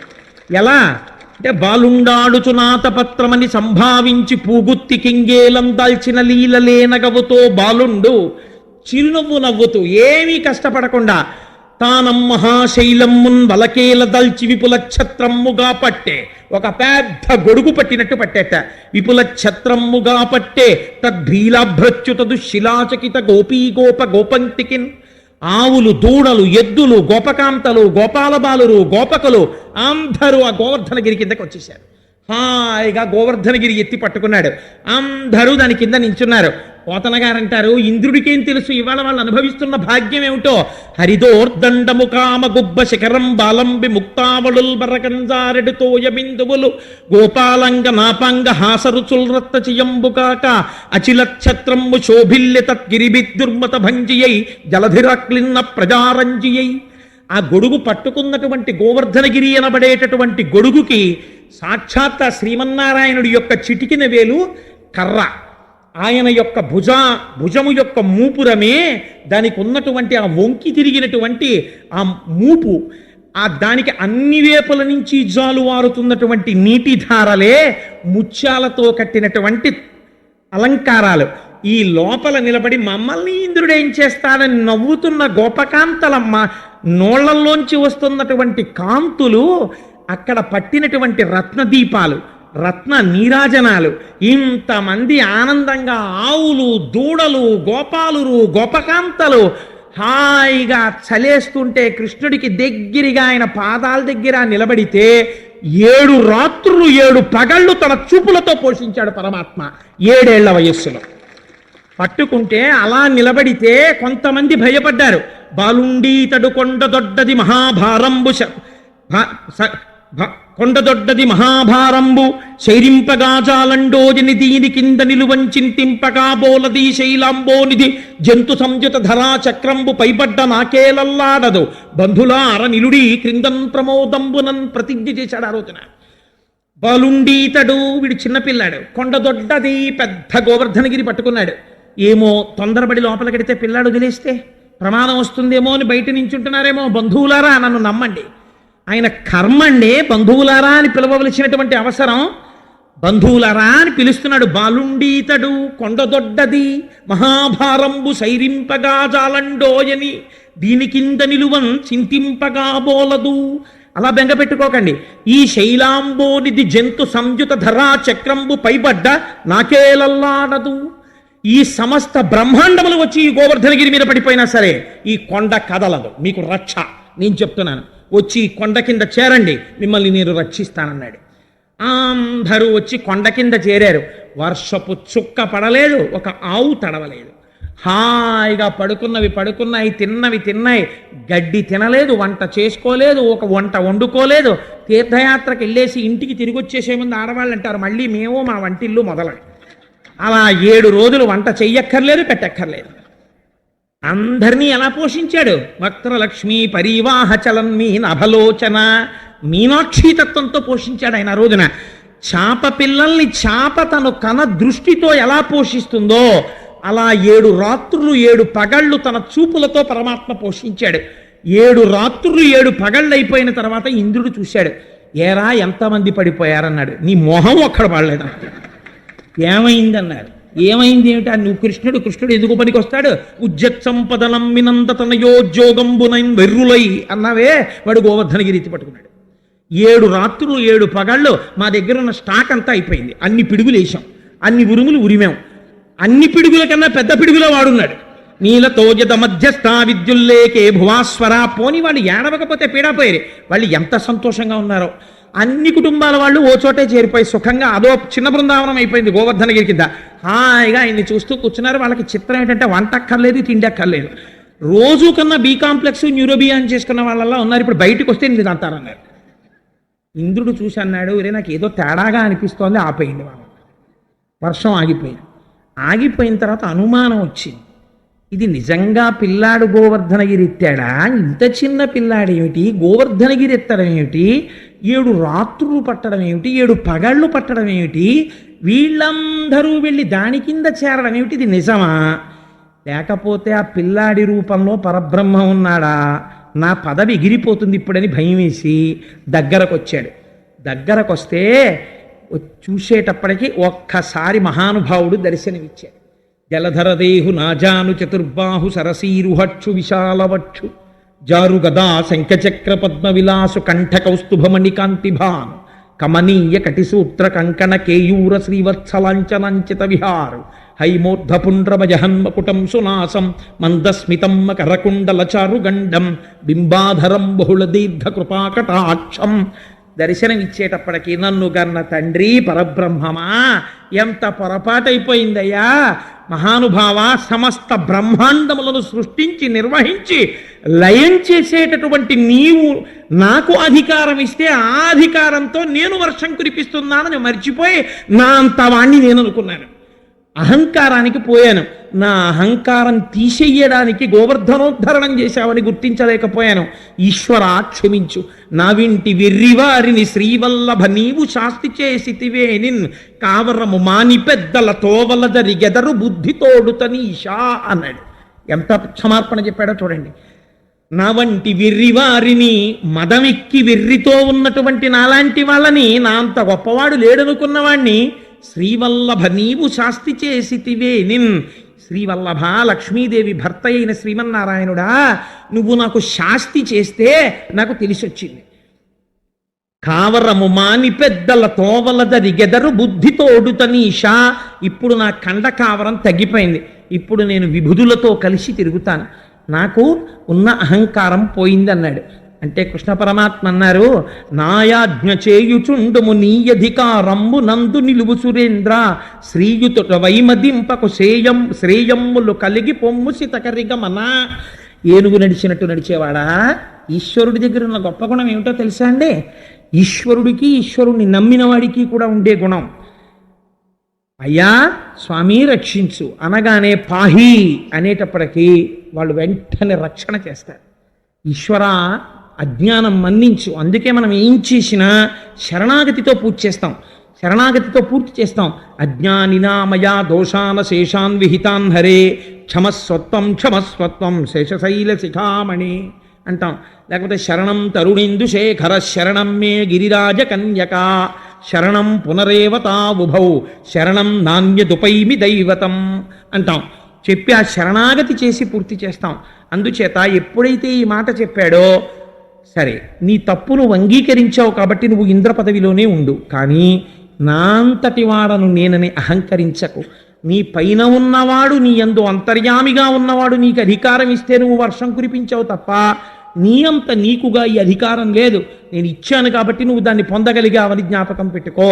ఇది ఇంద్రుడికే ఉంటే ఇంకా మనబోటి సామాన్యులం ఏమనాలండి? మనం ఏది అనుభవించినా యదశ్నాసి, భగవద్గీతలో స్వామి అంటారు, యత్ కరోషి యదశ్నాసి యజ్జుహోషి దదాసి తత్ కురుష్యసి కౌంతేయ, దాన్ని నాకు సమర్పించు అంటారు.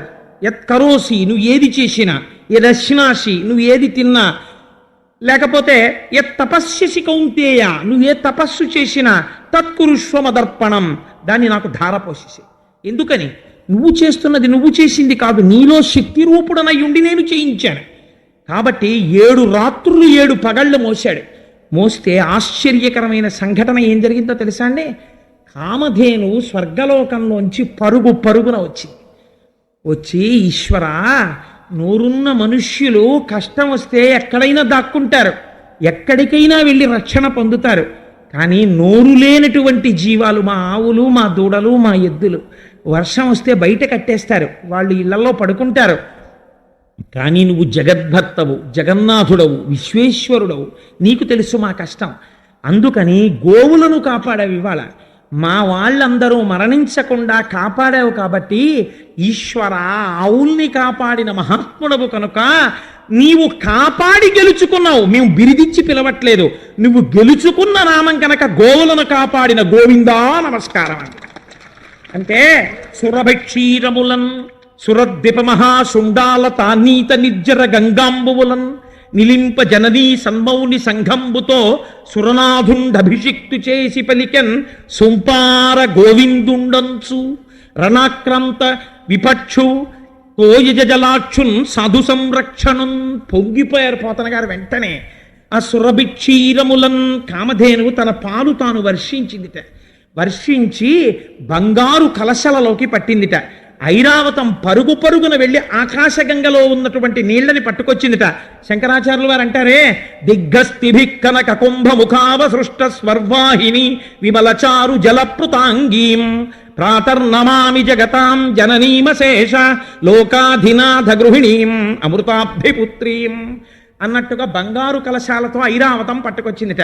అదితి పరిగెత్తుకొచ్చిందిట. ఇంద్రుడి తల్లి, నా కొడుకైనటువంటి ఇంద్రుడు ఒకనాడు రాజ్యం పోగొట్టుకుంటే వామనమూర్తి అయ్యొచ్చి మహానుభావుడు ఇంతంతైవటుడు ఇంతయై మరుయుతానింతై అభోవీధిపై అంతై తోయద మండలాగ్రమర కల్లంతై ప్రభారాశిపై అంతై చంద్రుడకంతయై ధ్రువునిపై అంతై మహర్వాటిపై అంతై సత్యపథోన్నతుండగుచు బ్రహ్మాండాంత సంవర్తి అయి పెరిగి చెయ్యి చాపి అడిగి తెచ్చిన నా కొడుకు ఇచ్చాడు. ఇవాళ నా కొడుకు మరొకసారి కట్టడి తప్పి అహంకరిస్తే వాడు చేసిన తప్పిదాన్ని మన్నించి మళ్ళీ సింహాసనం మీద కూర్చోబెట్టాడు. ఈశ్వర, వెళ్ళి బుద్ధి తెచ్చుకుని మహానుభావుడికి అభిషేకం చేయరా అంది అదితి. అంటే ఆ ఐరావతం తీసుకొచ్చి తన తొండంతో సంతోషపడిపోతూ ఆకాశగంగా జలాల్ని 7 సంవత్సరముల పిల్లవాడికి అభిషేకం చేసింది. కామధేనువు ఇచ్చినటువంటి ఆవు పాలతో దేవేంద్రుడు చేతులతో పట్టుకుని ఆ కలశలతో అభిషేకం చేశాడు. చేస్తూ ఆనాడు చెప్పాడు, ఒకసారి ఆ జేగంటలు వినండి. ఆ గంటలు మోగినట్టే మోగాయి ఆ రోజున ఊర్ధ్వలోకాలన్నిట. దేవతలు నాట్యం చేశారు, అప్సరసలు నృత్యం చేశారు, పుష్పవృష్టి కురిసింది, భగవానుడు గోవిందుడయ్యాడు. కాసేపు ఆ గంట అనుభవించండి, మీకు చెప్తాను.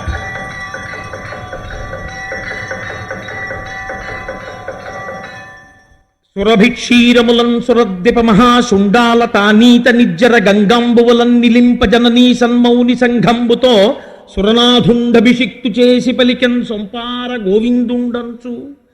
ఆనాడు దేవేంద్రుడు ఆ పాలతో అభిషేకం చేసి 7 ఏళ్ల పిల్లవాణ్ణి పిలిచాడు.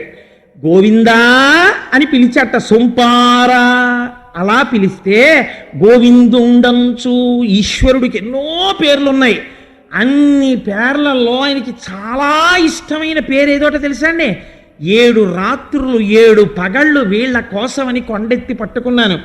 నా మీద నమ్మకంతో నన్ను నిందించకుండా నువ్వు తప్ప మమ్మల్ని ఎవరు రక్షిస్తారని అడిగితే ఆనాడు కొండ మోసి నేను గెలుచుకున్న పేరు ఈ పేరు అని ఎవరైనా గోవిందా అని పిలిస్తే చాలట. 7 రాత్రులు 7 పగళ్ళు అంటే ఏమిటి అర్థం? మీరు 90 ఏళ్ళు బ్రతకండి, 100 ఏళ్ళు బ్రతకండి, 7 రాత్రులు 7 పగళ్లే బతుకుతారు. ఆది సోమ మంగ బుధ గురు శుక్రశని. అందుకని బతికున్నన్నాళ్ళు కష్టం లేకుండా ఉండాలంటే గోవిందనామాన్ని ఆశ్రయించి తీరాలి. అందుకే మన వాళ్ళకి సంప్రదాయంలో ఒక మాట ఉంటుంది, ఒక మంచి జరిగింది అనుకోండి, గోవిందా గోవిందా అంటారు. పిల్లవాడికి చంటి పిల్లవాడు పుట్టాడు అనుకోండి, వాడికి జోలలు పెట్టడం నేర్పిస్తారు.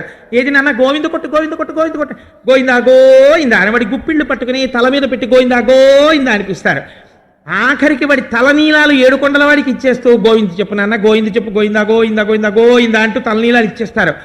ఆఖరికి ఒకటి శరీరం పడిపోయింది అనుకోండి, వాడు గోవింద కొట్టేశాడండి అంటారు.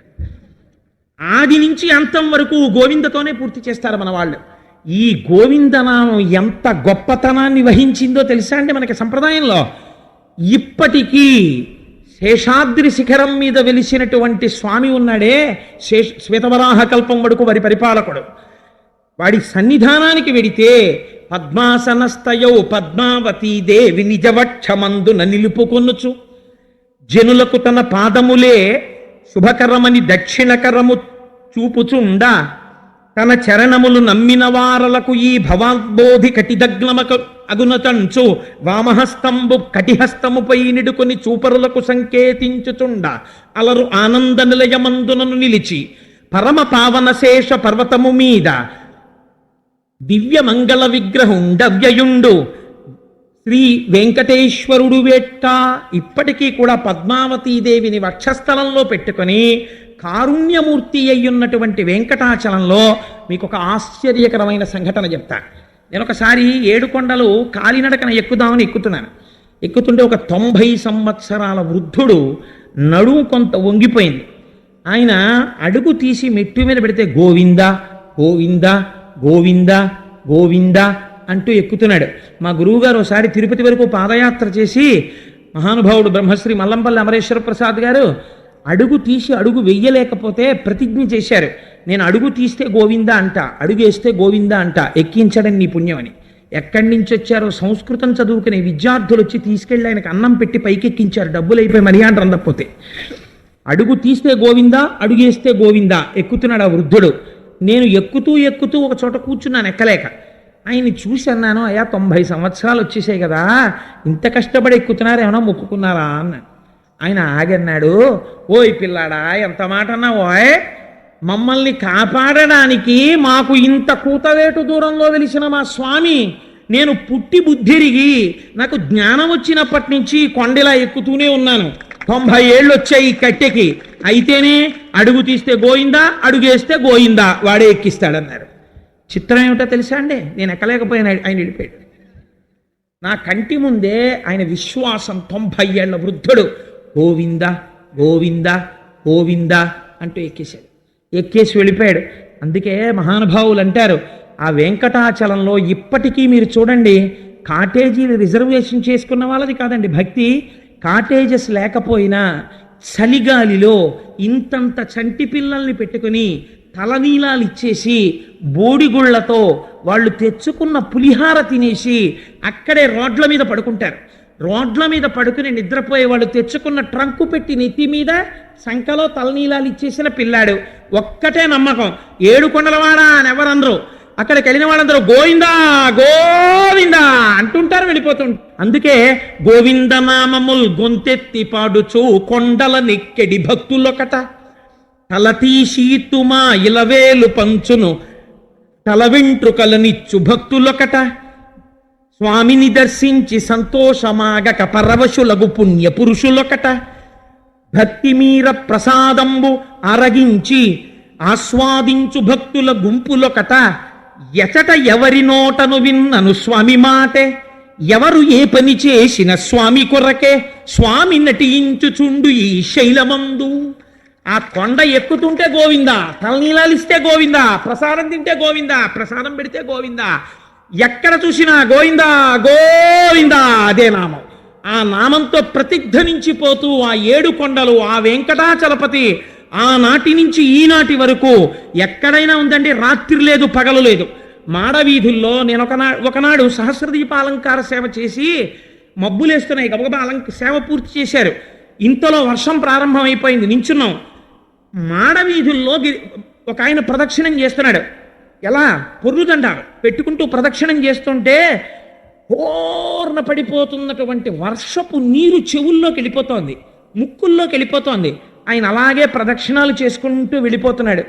మహానుభావుడికి ఏ కోరిక తీర్చాడో, ఒక్కొక్క స్త్రీ తల నీలాలు ఇచ్చేస్తుంది, ఆవిడ పసుపుతాడు జారిపోతోంది అనుకున్నప్పుడు ఆవిడ ఐదోతనం నిలబెట్టాడో, ఒక్కొక్క తల్లి నిలువు దోపిడీ ఇచ్చేస్తుంది. ఉన్న ఒక్కగానొక్క కొడుకు వెళ్ళిపోయే స్థితిలో 7 కొండలవాడు ఏ మొరలు విన్నాడో, ఎంతమందో రాత్రి లేదు పగలు లేదు ఆ స్వామి వెంట అలా పడుతున్నారంటే అంధవిశ్వాసం కాదు. ఎంతమందిని ఎన్ని రూపాల్లో కాపాడాడో, ఎందుకని కాపాడగలుగుతున్నాడు? ఇప్పటికీ ఆయన చేసిన ప్రతిజ్ఞ ఆయనకి జ్ఞాపకానికి వస్తుంది. అమ్మో, నేను ఇలా కూర్చుంటే కనపడనేమో ఎవరికైనా. నన్నందరూ ఇంత ప్రేమతో ఆనాడు భాగవతంలో నేను 7 రోజులు ఎత్తాను కొండ, గోవిందనామం గెలుచుకున్నాను. ఆ గోవింద గోవింద అంటూ వస్తున్నారు వీళ్ళందరూ, కాబట్టి నేను దర్శనం ఇవ్వవలసిందే అని నిలబడి పద్మపీఠం మీద ఇప్పటికీ దర్శనమిస్తున్నాడు మన స్వామి. అటువంటి వాడై ఆ గోవిందుడు 7 కొండల వాడై ఉన్నాడు.